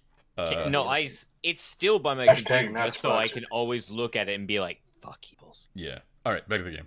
Okay. So yes, you guys can move up to her. You can move past her. You can go home if you'd like. Do whatever. I just want to see what's at the end of this little road here. Sure. Not too far, but I just want to see a building, check said building, and that's good enough for me. Okay. I wouldn't go past Dandarin and Forsidna, but it doesn't seem like they're moving yet. For Sidna, will move. There's Dandarin. Okay. Yeah, you're the person that for Sidna's protecting, so just assume she's within 5 feet. I was told not to assume things. I'm going to try to stay towards the group of people because ghost tigers like gnomes. And They like Warforged too. Why do they like Warforged? Sorry, I'm not hurt by that. and Because like they a don't chewing break stick. so easily when they chew. I mean, if you voice this aloud, for Sidna will tell you, I can protect you too. You just have to stay near me. Oh, yes, I was just being concerned about my life and well-being. Oh. Don't worry about it too much. Although I will be staying near you. Yeah, and as you guys If they tear you apart, I'll just put you back together. That is not as you necessarily get how that up works. to her, Yeah. Cheka, who is like picking at her teeth with like one of her nails, God, you sucks. you move up and she just waves to you and she goes, "Oh hey," and I didn't expect to see all of you out on the road, and she just, like I said, she just waves, but then to you, Dander, and she looks at you and she goes, "Hi again." Just gonna look and look back at Forsidna and Deline and be like, For Not Sidna just will me, make eye she's seen contact this, right? with you and then look at the woman and then look at you and shake her head. Dandrin will just give like that subtle nod back, like, yeah, no kidding. Maybe she likes beards. He's gonna look back. No one It's likes a strange beards. situation I find myself in, and I don't like it. No one likes beards. No take point. No one likes beards. That's why I don't have one. Mustaches, however. A mustache can Let's be move okay. on. But yeah, she's just standing there. She's saying hello. Where are all of you heading off to? West. There's not much west. Not for your side. You'd probably want to go south. I mean, Well, We'll be on a heading normal south at some day, point. you'd want to go south. Today, you probably want to go north, maybe east. and We've heard that there is trouble south, but well, we thought we'd take a gander around. Some of our members are lollygagging a bit when something or other. So we thought we'd at least take a look around, make sure that those beasties wasn't too much ire for y'all. Oh, Y'all is a term used here in Brayland, yes? well, I don't know. and she goes, not so much. Y'all's more southern marches. We would be more of you guys. You guys? I don't know if you have picked up on the fact that Braylon's accent is just Boston, but Yeah. it's like Use guys. it's like somewhere in between like Boston and New York. Mandarin is from the Mror Holds. It's all gibberish to him. Yeah. You guys want to park your wagon? Well, Park the wagon, maybe if nobody you would got just park your wagon. You'll see your wagon. You need to park it. If your streets on a series of circles and curves, how are you going to get smads in everybody? How's you gonna get smads? Yeah, Cheka will look to you and say, well, I'm doing what I can to keep them, keep them out of trouble. Got to make sure they don't go get themselves killed. Uh-huh. So, You should, you'd probably be safer in town if you're gonna wait it out. They'll get bored after a few days. Well, I've already been tried to be eaten once, so old hat at this. Oh, If he's that going to sounds keep walking, intriguing. he will. I'm gonna go Story with him. for an... Aye. And she says, "It's a dangerous road. I'm not gonna stop you, but I'd recommend you don't." Duly You noted, could come but with us if you'd like. I'll be Nah, I've already perfectly been honest. through mine. I'll be perfectly honest. If it wasn't for someone telling me about the law against killing the tigers, I'd have killed the tigers earlier. And she goes, "So you're saying without knowledge of the law, you would have broke it?" Yes, but ignorance does not excuse one from royal decree. No, it don't. I understand and also hate. I'm sorry. So, I know Dandrin loves the gift of the gab, but you said we shouldn't go here, and you've already done yours. Yeah. Yeah. About mean, that. It was easy. What for you me, done? But what do you mean? What have I done? Yeah, well, as far as you know, we're just walking on a road. God's sakes, No. Lumio, you can't be by yourself, you know this. And Dandrid's gonna just forcibly put Lumio No, next to she him. like stops picking at her teeth and she points at you with like this like long nail and she goes, "No, as far as you know, you're just walking on a road. I know what's on the road." You know, pointing's pretty rude. I don't know why you guys enjoy pointing so much. Maybe that's true in Seer. Here, it's just kind of Yeah. how we indicate things. No. What do you do in Seer? Just look at stuff and hope that people know what you're talking about? Well, honestly, when you're talking to a person, you just kind of acknowledge them by eye contact. But you know, tomato pointing at people. Yeah, we're walking on a road. You've done yours. Have you done your walk on the road? Yeah, but like I said, it was easy for me. You don't Yeah. look the type. I mean, like walking on a road seems pretty easy, and let me tell you, even though I don't seem the type, you're right. I'm not the type to walk on a road, but I'd much rather be on a wagon. She Regardless, she takes a step forward and she kneels and looks at you like she's like at eye level and she goes, "You're not taking this seriously. You're going to die." his eyes go black and go, "You have no fucking idea what I take seriously or not. Please back up." Nah, I think it's cute when they bristle. I mean, Oh, for God's sakes. if we want to do this, we can do this. Sure, if you want, but there's a lot more of me than there are you. You got friends still in town, don't you? Who's to say? I have friends and property in town, Delian. We're going to continue. And she looks to you, Danner, and she like waves, like does a little like tweedle of her fingers, and she goes, "Bye." Yes, I'll good, just- good, I'll just good eve. spit on the What ground. time is it? Is it morning? Afternoon? Still morning at this point, right? It is it's probably about afternoon because you guys have been walking around for a little while, so I would say it's probably around noon. Yes. Good afternoon to you as well. Stay safe and all that, Delian, please. For all the people to try and pick this. Yeah. Well, Dillian will spit on the ground and just follow Dandrin, not saying a word. Okay.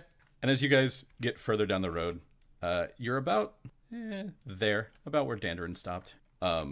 When overhead of you, it looks like a pigeon basically just erupts in flames and then just lands, pop, just right there, like a smoking husk of a bird. I'd like to perception test. See what did that. Sure. Go ahead and roll. Knowledge Arcana? You gotta make the perception check first. Oh, okay. I will do the same then. Let's see. Liam got it. Lumio's of health. Lumio didn't, to no one's surprise. and I Danrin? fucking crushed this, dude. Yeah. Dillian, you can go ahead and give me a it's actually a spellcraft. Do you have a spellcraft? I believe I do. I sure do. Go ahead and give me a spellcraft check with a +2. Okay. Where did my... Like, I tried rolling it, and then it... Okay, so I can't... Oh, there it is. It was glitching out on me for a second. Yeah, I think this map is big and that the game doesn't like it, so I probably won't use it. How's that, my friend? Jesus. Delian's pissed. You just saw what you see, like your head kind of like quirks up as you hear the of like rushing fire, and what you see is a scorching ray slam into a bird. Scorching ray, as per the spell, scorching ray. Yeah. It slams into the bird, and then the bird just very, very much dies. Is there a direction? Oh, or it is it clearly came from behind you. So, this is dumb. I look back at what's her nuts. At Cheka? Yeah, at Cheka. Okay. There's doing quick maths with double critical successes. Could I think it's from her? Doing quick maths with double critical successes, you can see that nail that she has that's like picking at her teeth again is like still smoking. Okay, cool. It was very much from her. Yeah, it was very much from her. I flip her the bird, She waves to you. and then I actually toss the bird at her. Oh, yeah. It's gonna land. Like here. Yeah. You throw this chunk of bird and just like pop, pop, pop.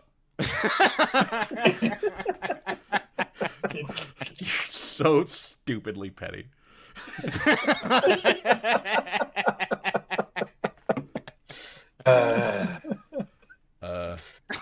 All right. So as you guys continue on, what you see, coming at the end of this road, as you kind of like come around a bend, is you see that there's a slight rise beyond some trees. I'll make it so that we're kind of there. There's a slight rise beyond some trees, and on that rise there looks to be a mill with a mill house, like a windmill. Mill house. And What's that? Wedge nerd in the face. Damn it, Millhouse. Damn it! This is all his fault.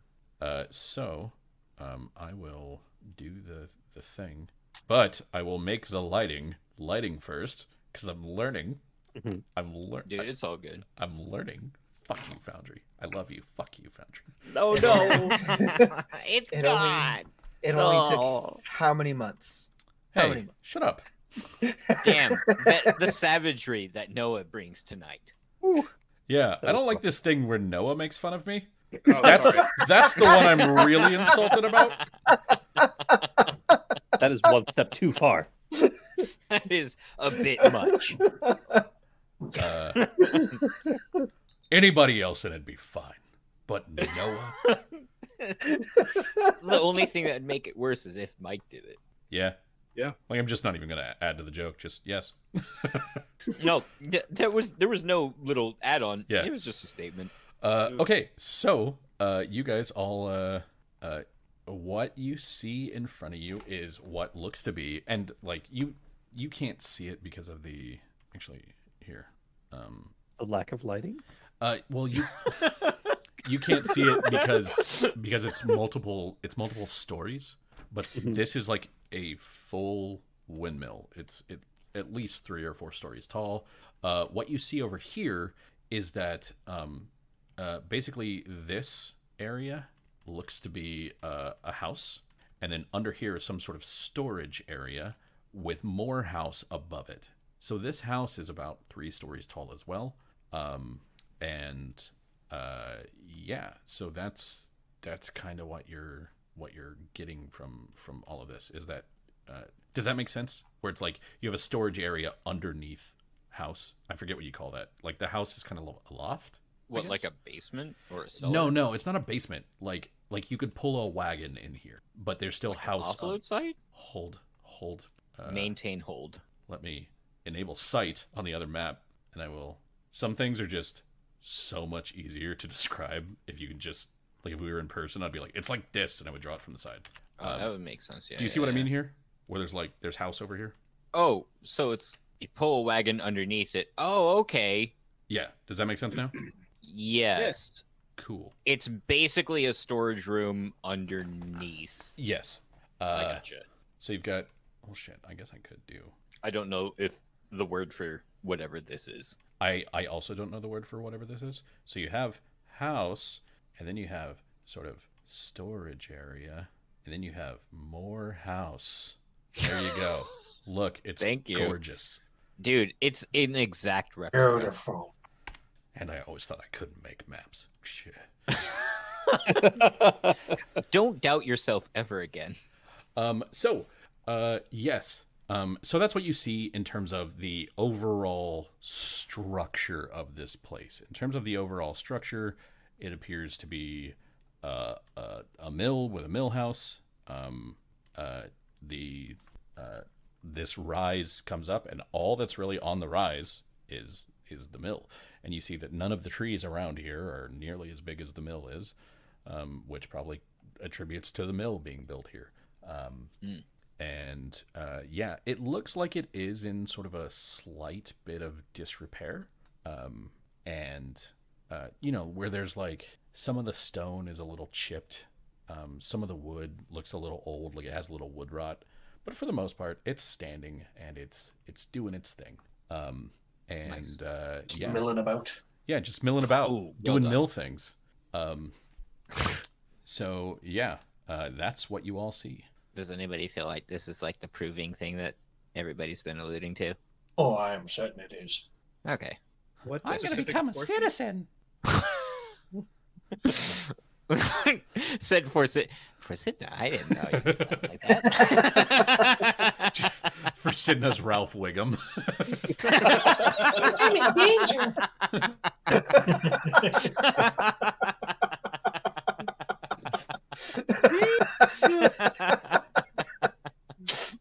I just want to note that if Sidna's in danger, y'all are fucked.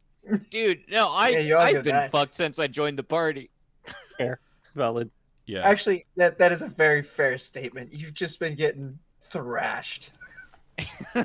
Look, if you weren't so annoying and didn't have such a low armor class and such low hit points, I wouldn't constantly knock you out. Or I would. Honestly, I probably would. I don't even have that bad of an AC. I'm only apparently only 2 below Dandrin. It don't stop none. Yeah, I mean, yeah. So anyway, that's what you all see. What would you like to do? Is there anything around? Do you see anyone? Or does it look like at the moment it's just kind of letting the wind or the Yeah, you Ever don't do its you don't business. see anything. You see the wind is moving the windmill. So you hear that constant like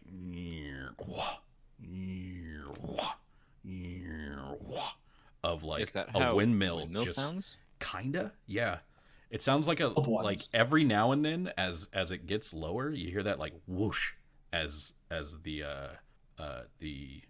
what would you call it? The pane of the windmill gets to a point where like the wind can't blow at it anymore, and then when it picks Oh. it back up, it kind of like fills back in the cloth on it, so it goes like whoop, and it like Honest to goodness, I've never been around a windmill to my memory, so this is old news to one. me. yeah. And you can constantly hear it going because it's a gigantic machine. It's just big gears. Yeah, Yeah. that I remember from like video games and shit, but I don't know the sound, so that's kind of cool. Yeah. So, yeah, as you're moving forward, that's pretty much the main thing that you're seeing, that you're hearing. Like I said, that it's a little run down, but that's about it. I'm staying directly behind Dandrin. Well, they all come from out of the well. Ha You know, honestly, wouldn't even phase me at this point. just as expected. I moved a flank. So, yeah. I will let you all know, since you're being cautious, you will hear nothing until you get there. And then can Okay. everybody give me a perception check? Sure. Yep. That skill. Prepare to be amazed. All you hear is I'll be over here. all you hear is whop, whop. It's a good sound, quite soothing. So, Lumio, nothing. Yep. Like, Got it. I know it's like a joke and it's of course at this point, but also just nothing. Nothing. Like savagery. Yeah, like wow. Remember when we used to make fun of Dandrin's attack rolls? It's like that, but for your ability to see the world around you. I mean, this is 2 perception checks. You've Yeah. not won. But Delian, Dandrin, not so much. You can't really hear this over the sound of the. I guess I should roll for Sidna because she is here. Mm. She's hanging out. She's She- being part of the team. Yep, trying to be He's got levels now. She's got levels now. got the things going on. She's not great at perception apparently. Don't matter. Fantastic bodyguard though. When she can see it coming. So here's what's funny. Delian, you are the only one who hears this. And if it fucking bites me first, this So- game sucks. So what you hear 3 sounds that all kind of happen at once, and you can only barely make out the first one. And the first one is there's this faint rattling of chains, almost like if you hung a chain outside in the wind, and like every now and then the wind blew them. So there's Okay, just this so not faint taut little like chains. no, because taut chains don't really make much of a sound. You are actually because hearing like they have weight. the links clink. Huh. Okay. The follow up to that is you can kind of hear this like God, fuck me. you can basically hear this it sounds like a child crying. And then the third thing that you hear is like if you were in a room of 80 men and all of them decided to sharpen their swords at the same time. Man. And from basically all kind of around you, these things just start to shake and burrow their way out of the dirt. And they look like, hold on. Also blades with eyes. Yeah, they look like just little blades covered in eyes. And it's, Green eyes covered in blades. I found it. Sorry. Mm-hmm. It doesn't look like a blade covered in eyes. It looks like an eye covered in blades. I mean, I think the opposite is way more funny. Yeah, a blade covered in eyes. It's my eye knife. I'm gonna cut you. I can see you, and I'm gonna cut you. My Yeah. knife has a bonus to perception. So you hear this sound, all this shaking and like the rattling of the metal and the crying of like you just hear this crying of like a child all at once. And Delead, you are the only one who is not surprised as combat starts, which is a combat that we will get to next week. Thank goodness I was not ready for this for today. Good night, Jelly Spoons. It was wonderful. Night, everybody. Thanks for watching. Good night. Night.